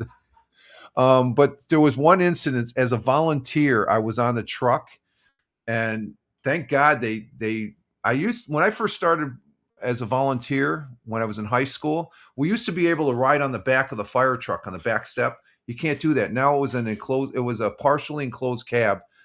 Luckily, I had my seatbelt on because the guy that was driving, I got out and I just reeled into him and stuff because he was rushing to a fire here in Tioga County, and I was all bunkered out, had my air pack, and I'm sitting there waiting. And he took this turn, and he brought this is a 1,000 gallon tanker pumper, okay, a shitload of weight. He had it up on. He almost dumped it, and I probably would have been crushed because it wasn't a totally enclosed cab. I had my seatbelt on. I was smart enough. I was back there. I was going to have my seatbelt on. But I would have been toppled, and that freaking, it would have flipped over, and it would have crushed on me. That's probably the closest, other than a couple incidents in the Air Force, that I had. And when I told the missus, she was like, "You're not going to ride on that." And this guy was he was a former assistant chief, and he wanted to kick my. I said, "Come on, let's go. You want to go at it? Afterwards we can go at it." Because I called him every name. I was, and I was probably the one real time I was totally shitless scared when we're up like this. I'm like, what the? I'll never forget that. She reminded me. I guess it was bad. It was bad. That guy, the guy was a drunk anyway. He ended up getting kicked out of the fire department and stuff like that. He had no business. And he drove trucks for a living too. And he had some accidents. He had head-on collisions out here on the highway and stuff.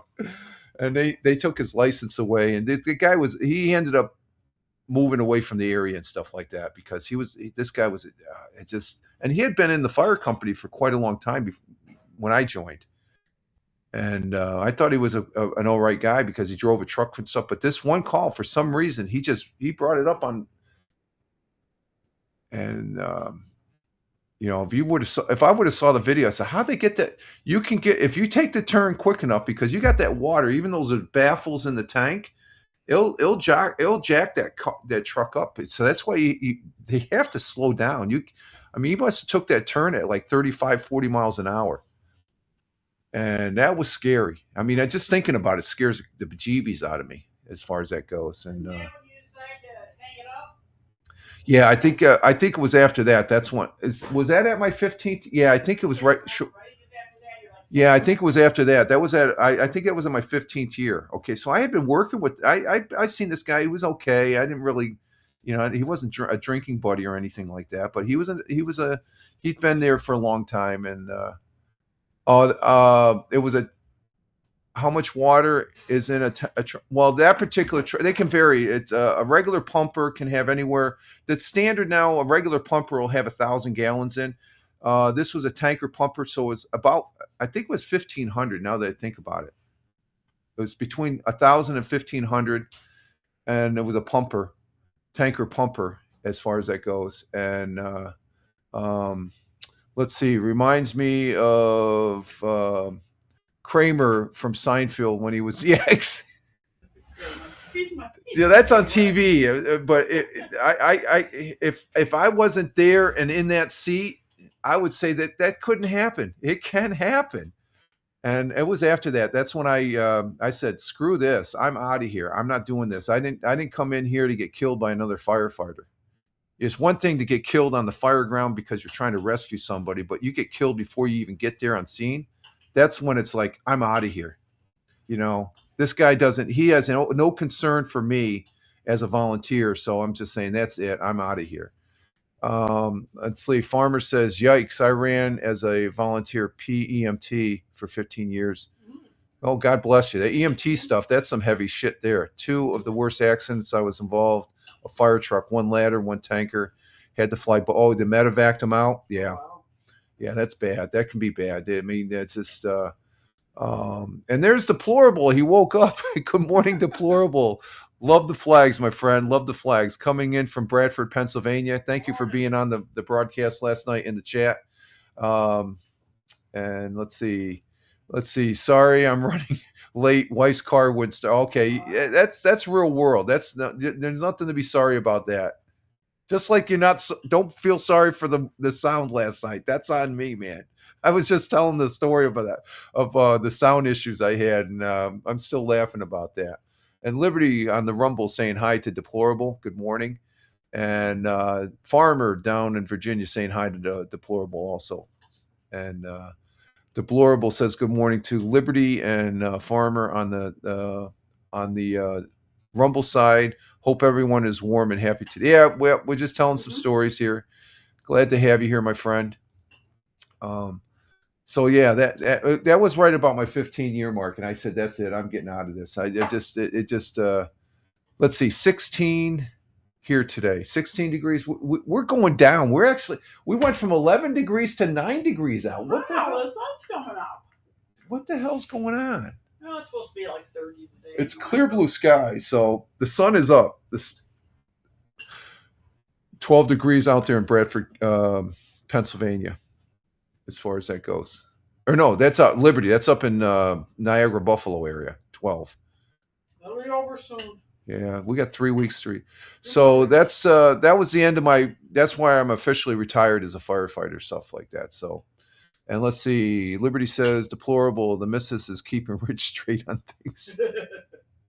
She loves that when she hears that stuff. No, it's like, I try and keep it. I'm a very lucky man. I'm just saying. It's just like I'm a lucky woman. Yeah. Oh, well, I appreciate that. Liberty says to Farmer, heat wave there. Yeah. 16 degrees. We got my bikini. Oh, Deplorable says 12. Okay, it's 16 up in Niagara, Buffalo, 12 degrees in Bradford, Pennsylvania. Okay. Yeah, that is a heat wave. And I missed it. And Farmer's laughing. So I've been asked to come back, and I said no. And I've told this story before. Some of the guys says, well, you could just be a fire police and stuff like that. It says, yeah, I'm going to go out on the highway with a freaking flashlight, and you got these nuts coming at you for like 50 miles an hour trying to slow. That's not for me. But the volunteers, they wanted to make me a fire captain. I said, no, I'll be a regular firefighter. And then I ended up being I was a chaplain for 2 years. Yeah, I was a chaplain. I could have been a chaplain for a long time, but then they needed someone. I was a trustee. And then my last 4 years as a volunteer, I was a fire commissioner. Well, actually, it was 3 years. I backfilled. There was a guy who was a fire commissioner. He left, and they had to get somebody, and they didn't want this other guy to get in there. He is a life member. This guy would have, and he, let's just say when this guy, as a life member, you could come into the fire company. When he came in, nobody talked to him. He would everybody would go away from him. That's how, I didn't know what the whole story was with this guy, but it was before my membership started. But my last 3 years, I was a fire commissioner. And that was just like I was a village trustee when a couple years after I first moved here. And being a fire commissioner, you figure, oh, it's about the fire department. No, it's all about bills and stuff like that. I said, I don't need that stuff. So Deplorable says you can always be a Walmart. Yeah, that's that. Yeah, the missus. Great job. Yeah, I could be a Walmart greeter and stuff. No, I'd probably work at a McDonald's or something like that. I had fun when I worked at McDonald's back in the day up in Boston there when I was in the Air Force part-time. That was fun. Okay, so that's on WNBF. Let's see, we got some more comments here from Liberty to Deplorable. We were talking re-enlistment for the military. I told Rich at his age you could be a military greeter. Yeah, there you go. You did say that. And Deplorable's laughing. Yeah. If I got experience as a Walmart greeter, I'd probably be a senior military greeter. Let's see. Did you talk about sport? Yeah, we talked. There's nothing really in sports, Deplorable. We talked about unless there's no hockey because all the U.S. hockey and Canadian hockey teams are playing on in the Olympics. There's no NBA because we did talk about the Daytona 500 though, if that's what you're referring to, and then spring training starts next week. If that's what you're referring to. So if you got something you want to mention, you can go ahead and mention it. And let's see, Thamer says McDonald's nowadays all automatic, no need to flip burgers. Yeah, I did my share of flipping the quarter pounders, let me tell you. You know, it's just like I'd be dressing, putting the ketchup and pickles and mustard on. And I'd be throwing down was it 2, 4, 6? I'd be dressing 8, I'd throw down 8, and I'd flip over 8 and cheese 8. So let's see. Deplorable says, did you talk about Sam Donald lost money? Oh, I forgot about that for losing. Yeah, I saw that, the jack tax and stuff like that. He because he works. Sam Donald, I think for Super Bowl, I think he made like $140,000 to $170,000 for that Super Bowl, right? Well, because his team, the Seattle Seahawks, goes to California, he spends 7 days playing. There's a California tax that money that he won for the Super Bowl and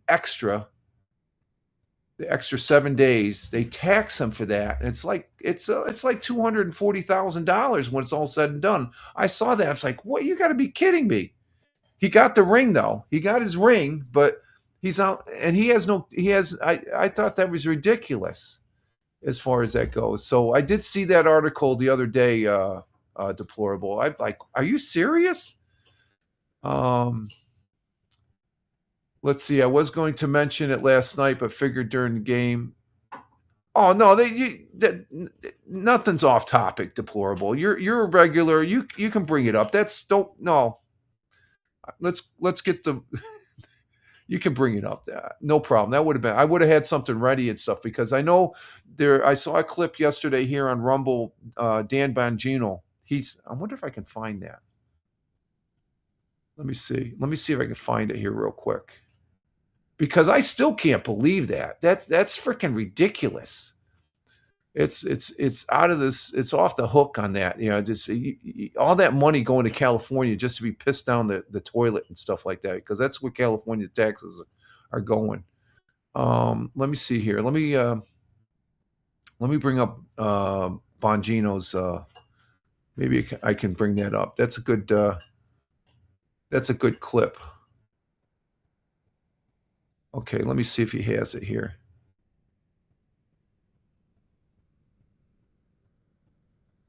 Dem spend new media hoax. Oh, here it is. NFL quarterbacks learn how dumb liberals are after. God, I don't know if I should play this though. Yeah, go ahead. I'm going to go ahead. Okay, let me bring this up here. This is Dan Bongino.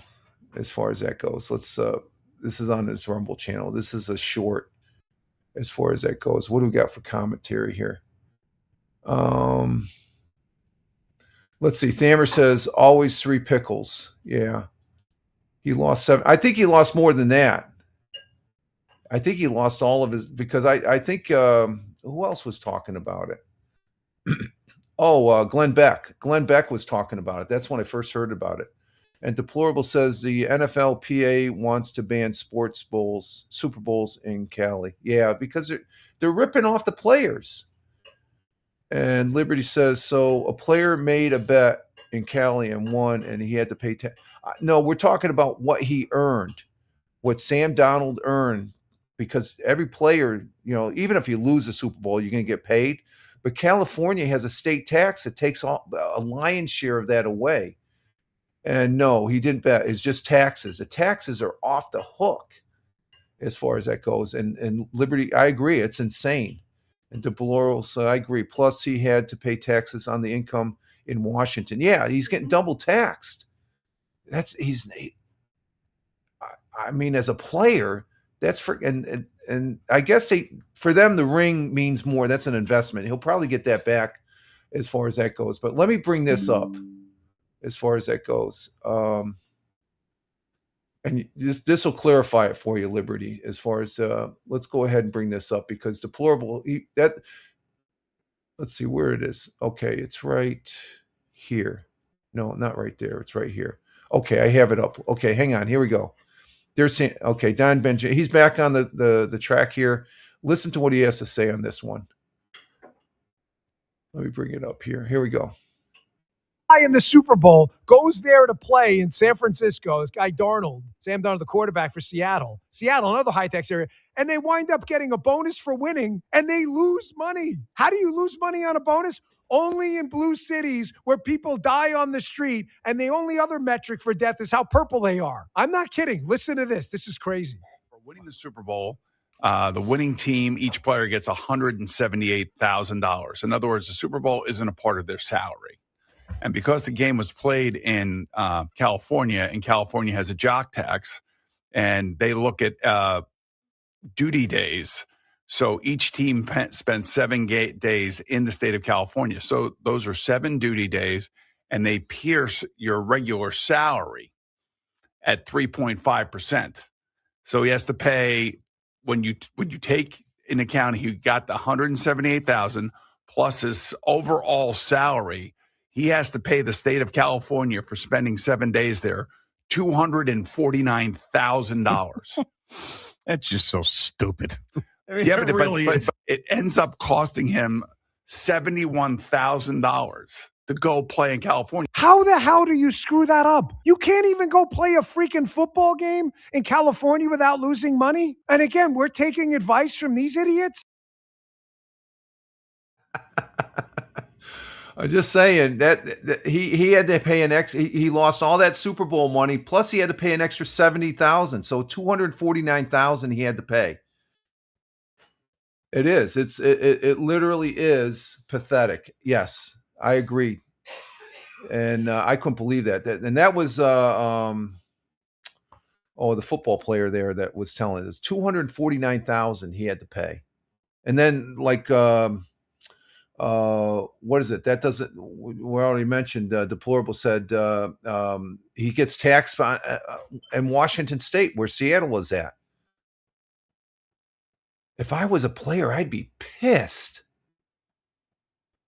That's ridiculous. But he's got a Super Bowl ring, so endorsements and all that stuff like that. I guess that's what cost of a Super Bowl ring. So none of those players are making any money. It's all going to California. They're just pissing it down the toilet. That's, and only the governor there, Liberty. That's for sure. Oh, Boomer Esiason. Yeah. I saw that clip yesterday, and I first saw it. Glenn Beck was talking about it, but this is Boomer. He's a football guy, so there's the numbers. It's an additional 70-some thousand, so $249,000, and that's the winning quarterback. He actually had to pay to play in the Super Bowl.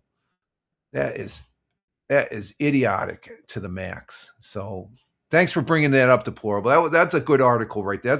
That's the best sports article we had today. So I appreciate that. And don't hesitate in the broadcast. You got an article and stuff like we mentioned on the morning broadcast. Just drop it, and I'll put it on the list here and stuff like that. We can look at it. That was I forgot about that one. That's we didn't have any sports today, but that's the sports for you folks. And no wonder people are leaving California.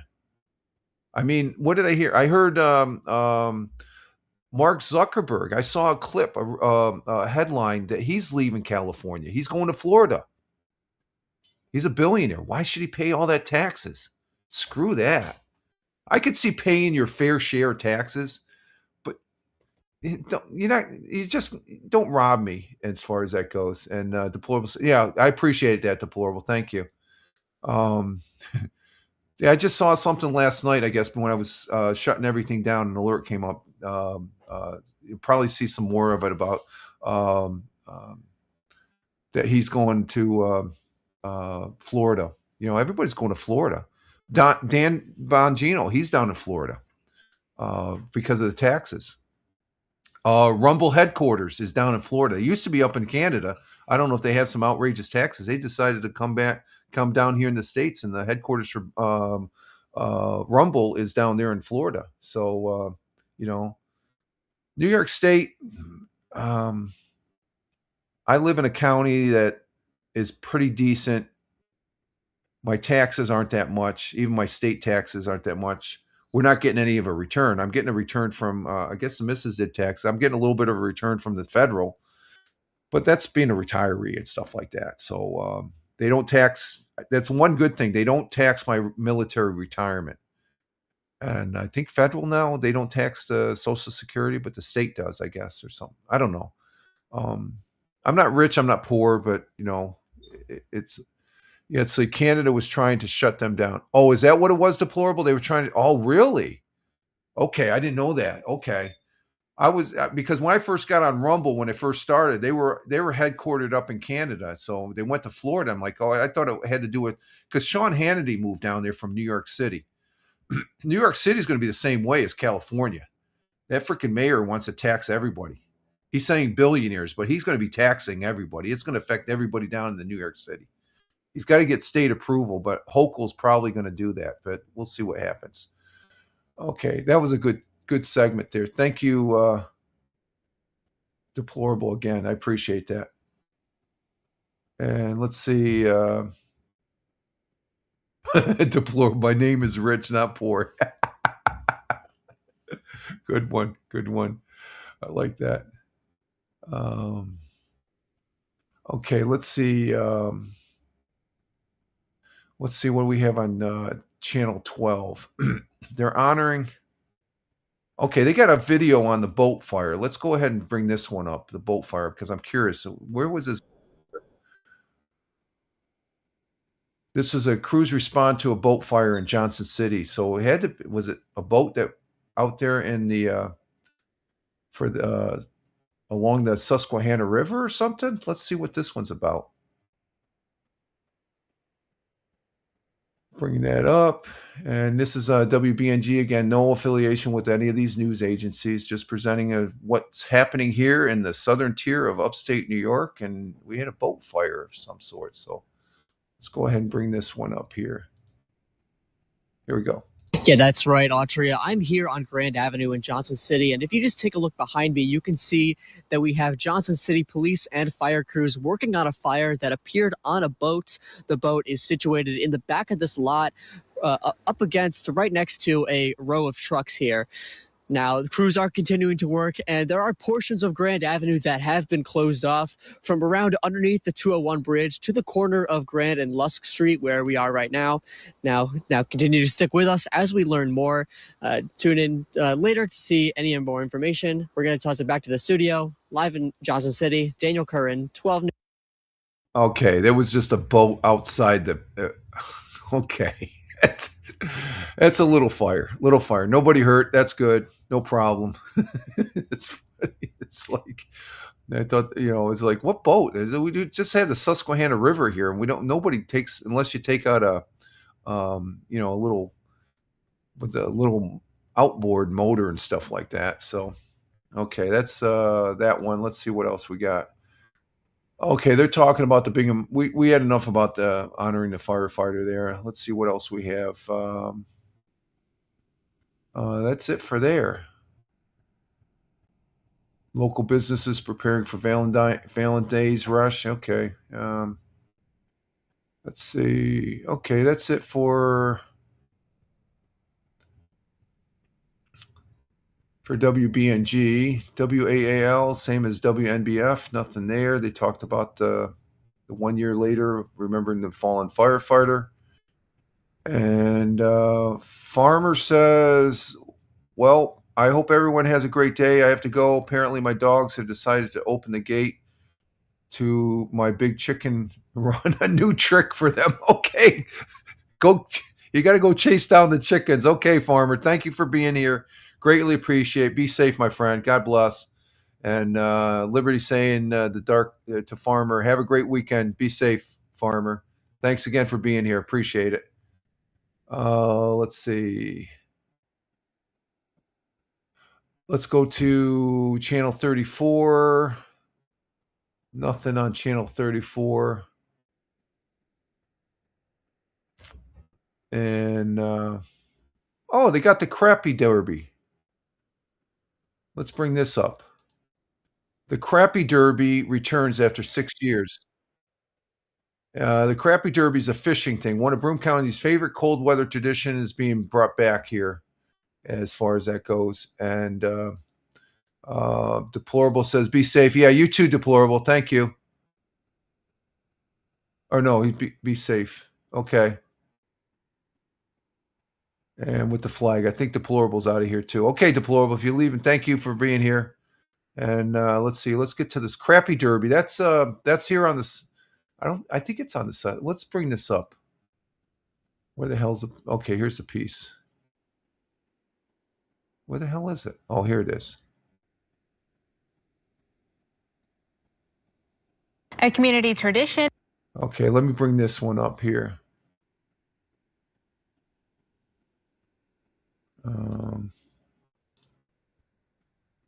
We'll do channel 12 first. We got two articles here on the Crappie Derby. This is the happy news here. Double J's. This is a fishing event that they haven't had the ice to have this. It's ice fishing. And let's go ahead and bring this up here. This is, I forget, this is on share. Okay. Let's bring it up. There it is. Okay. Here we go. Here we go. And it returns this Valentine's Day. The Crappie Derby is back at Dorchester Park after taking a brief hiatus. The event is hosted by the Whitney Point Sportsman's Club, and this will take place on Valentine's Day from 8 a.m. to 2 p.m. Registration is required for door and Derby prizes. 12 News' own Howard Mingus was at the press conference for the Derby. Just dress warm, get ready to come out and have some fun, and man, just enjoy the time with family and friends. It's nice what Cupid's going to bring us here this Valentine's Day, and hopefully it's a 24-inch walleye. There will be prizes at the end of the day for the biggest fish in different categories. You can find a link to register on our website, WBNG.com. Howard, what's a 24-inch wall? Like, what do you mean? Walleye is a type of fish. The reservoir is known for walleye. Yeah, okay. 24 inches is a decent size. Have you ever caught one of those? Oh, yeah. He's like, oh, yeah. Well, no. Of course I have. That sounded wrong. Yes, I've caught many walleye over the years. That's funny. That's awesome. Pretty popular fish, but it's going to be a great time. Yeah. You know, I was up there obviously today. There is 16 inches of crystal clear black ice right off the ramp. I think one of the organizers was saying 14 inches out toward the channel. Wow. People that fish the reservoir will understand what the channel is, but should be a great time. Yeah, I was going to say, everybody was on the ice for the press conference. Not everybody. Some people were afraid to walk out. Oh, really? Yeah. So I was going to say, there was a lot of people on the ice, so it looks like it's pretty thick and safe. So definitely, if you don't have plans this Valentine's Day, go out. If you have plans this Valentine's Day, it's early in the day. Okay, the Crappie Derby, that gives you an overview of what the Crappie Derby is about. It's a fishing place, and okay, Deplorable, you're still there. Okay, you meant saying bye to was talking to Farmer. The chickens could be rabid. Yeah, that could be. Okay, Deplorable's still with us. But the Crappie Derby, it's a big event. They haven't had it. It's at the reservoir. That's where it is. I remember that. It's a reservoir up there and outside Binghamton, Whitney Point. I have there was a coworker I used to work when I was at the day job. His house overlooks that. And it's an annual event, but the ice has not been thick for like 6 years. So it's thick enough to where they can get up, because they bring cars right out onto the reservoir. So we got a good chunk of ice. We got another article from channel 34. We're going to go ahead and bring this one up. And let me get this prepared here as far as shutting off the subtitles and stuff like that. This is on channel 34. We'll bring this one up as far as that goes, and some more about the crappie derby, the walleye. I used to fish. I don't fish, but you get some big walleye and you fry them up, man. You bread them up and fry them up. Oh my God, they're good. One of Broome County's favorite cold weather traditions is being reeled back in for the first time in 6 years. The Crappie Derby is an ice fishing competition held by the Whitney Point Sportsmen's Association. The event will take place this Saturday and is weather dependent as a sufficient amount of ice is needed. There has not been enough ice since 2020 when the event was last held.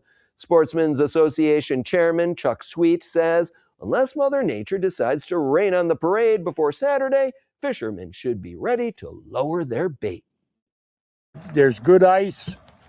We measured it right off here. There's 16 inches. Out there where they're plowing, there's 14 and a half. So that's plenty enough. We only need a foot to have it. So we're good to go. Sweet says you don't need a fishing license to participate as the event is taking place on a New York State free fishing weekend. It takes place at Dorchester Park on Saturday with registration beginning at 7 a.m. The Derby starts at 8, runs until 3. Prizes will be given out every half hour, and at the end of the day, there will be a grand prize for whomever catches the biggest fish.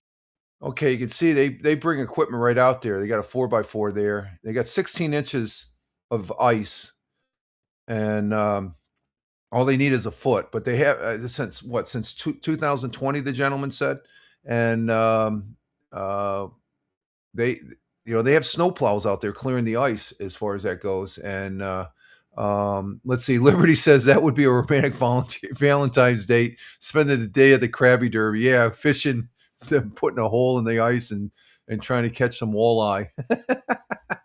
But I didn't realize you didn't need a license and stuff. That's pretty good. So that was they were clear. That was from the other day.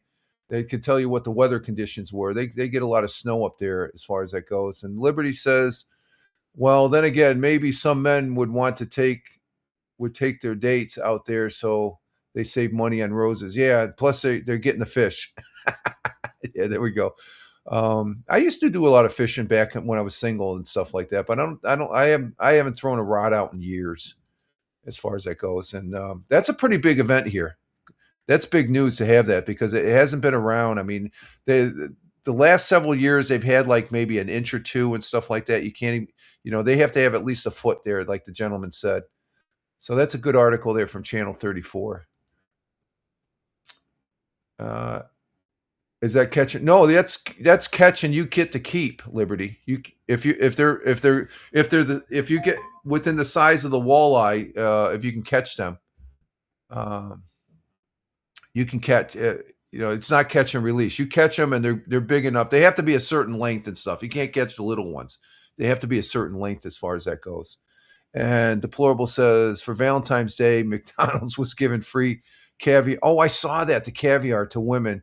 Not sure if I would trust caviar from no. That's fish egg. I wouldn't eat that. No. It's probably, I wonder how much it cost. It's probably about $8 maybe for a little container or something like that. Whatever caviar. I don't know. That's one thing. Next time I'm going to look for caviar in the supermarket, see if it's there.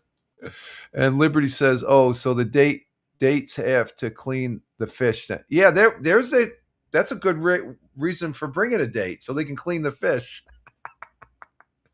That's good. That's good. Okay, let's see. There's nothing on the Penny Saver. KGB. They're talking about proper fast food chain removing microwaves from all restaurants. Oh, I don't think that microwave food is the pits. It is the pits. And Deplorable's laughing his ass off. Oh, that's funny. Funny. Let's see. Kiss 104, nothing on there. Same as WNBF. Let's see. Spectrum News. Let's see. No, nothing. Nothing on. Nothing on there. Let's see. Liberty says, Richard, I cannot believe you said that. Mrs., did you hear? She did. She knows I wouldn't know. I'm just saying those men that might take their date, okay? Or else it could be the other way around. There's women fishers. They could take their boyfriends over and whatever. I'm just saying, but I know where you're going at. I clean my own fish. I always have. If you fish and you catch the fish, you should clean the fish. That's part of your fishing responsibilities. That's my fate. I wouldn't let her clean them. She can watch me. Let's see. Let's get rid of these. And let's see. We don't need channel 12 anymore. Let's see. WENY. We got anything over there? No, nothing over there. What's this?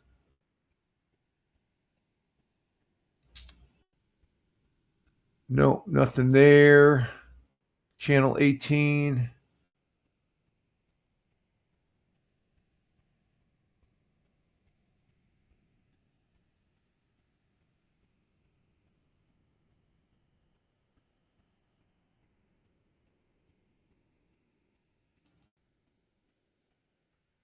Welcome to. Oh, this is Elmira. Okay, that's what was missing. The sign. Okay, let me bring this one up.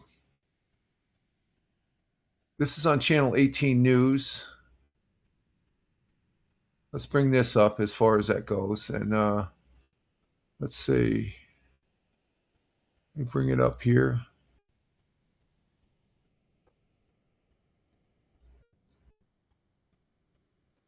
Okay, we're gonna bring so that there's something missing when you come into Elmira, New York, and I couldn't figure out the picture. And welcome to Elmira sign removed in preparation for new travel plaza. Let's see what that's about here. Let's see what that is. When you drive into Elmira on Church Street off I-86, you may now notice something is missing. The Welcome to Elmira sign that had been vandalized several years ago is now gone. It was removed earlier in the week. Elmira City Manager Mike Collins told 18 News that the new sign is under construction. He says it should be ready by late spring or early summer. He also says the city will work with the owners of the new travel plaza that's going in at that location to find the right location for the new sign. Okay, that's what's happening then. Okay. All right. No, we don't want to know about that. That's okay. Thank you very much. So that's you could see there was Mark Twain. Mark Twain's. Oh, let me bring up my camera. There we go. Mark Twain is final resting spot is on Elmira, New York. So that's why they had Mark Twain on that welcoming sign. That's what was missing, the big sign. I saw a picture of just the bottom with the big pictures were gone.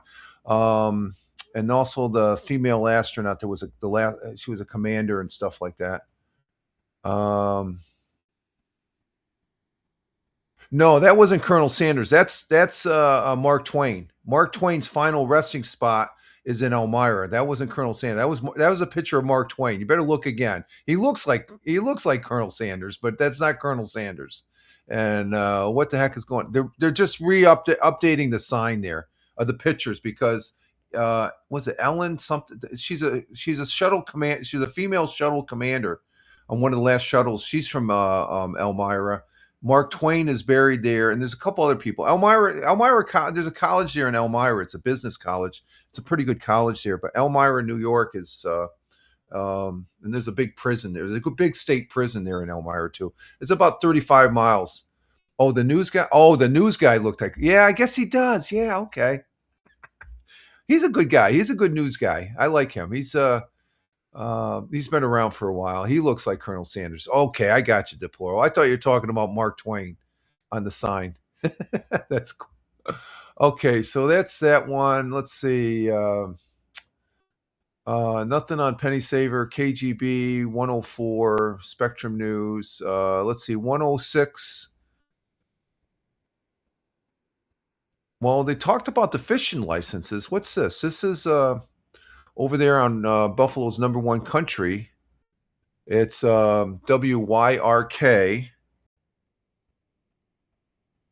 Let's see what that's about. WYRK has something about New York State fishing. New York State puts an end to these fishing licenses. What's that all about? Let's bring this one up. Let's see. Oh, bring up my... Let's see. We're going to present...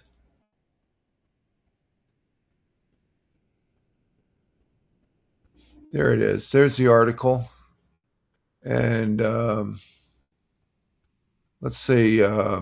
While there are plenty of ways to spend President's Day weekend with the kids, one event happens across New York State is completely free. Okay, this is what they get this weekend, and it gets you outside. Free fishing weekend in... I got a low battery on my watch. Free fishing weekend in New York State. New York State has announced the first of several free fishing days of the year. During these designated weekends, people that want to fish can fish without purchasing a fishing license.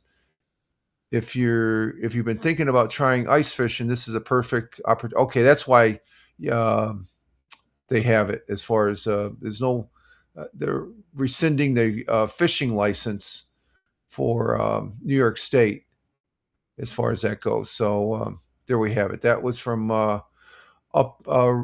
webpage up there, Liberty's Way, Country 106.5 WYRK, Buffalo's number one country rock. No affiliation, just looking at what they talk about in the state. And let's see, WBLK,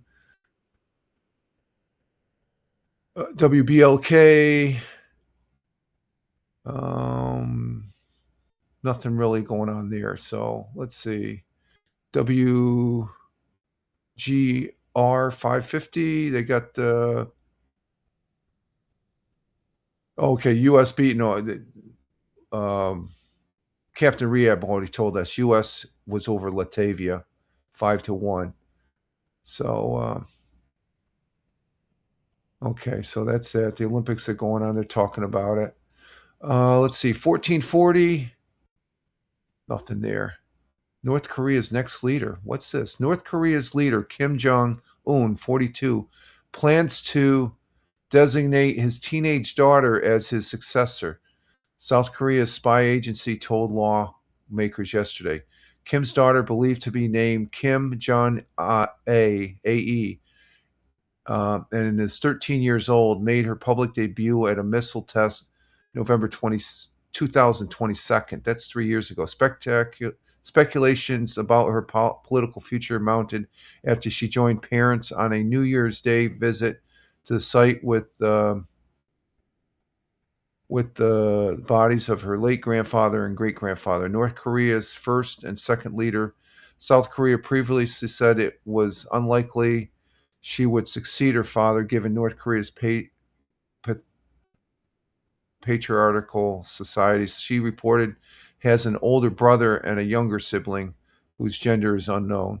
Kim is expected to outline policy goals at the part. Okay, so North Korea's economy reportedly grew 3.7. They're sending out too much, and its fast pace is in 8 years, driven largely by expanding trade with China and arms. I think it's probably because of the arms they're doing and stuff like that. So, okay, I think we are at the end here.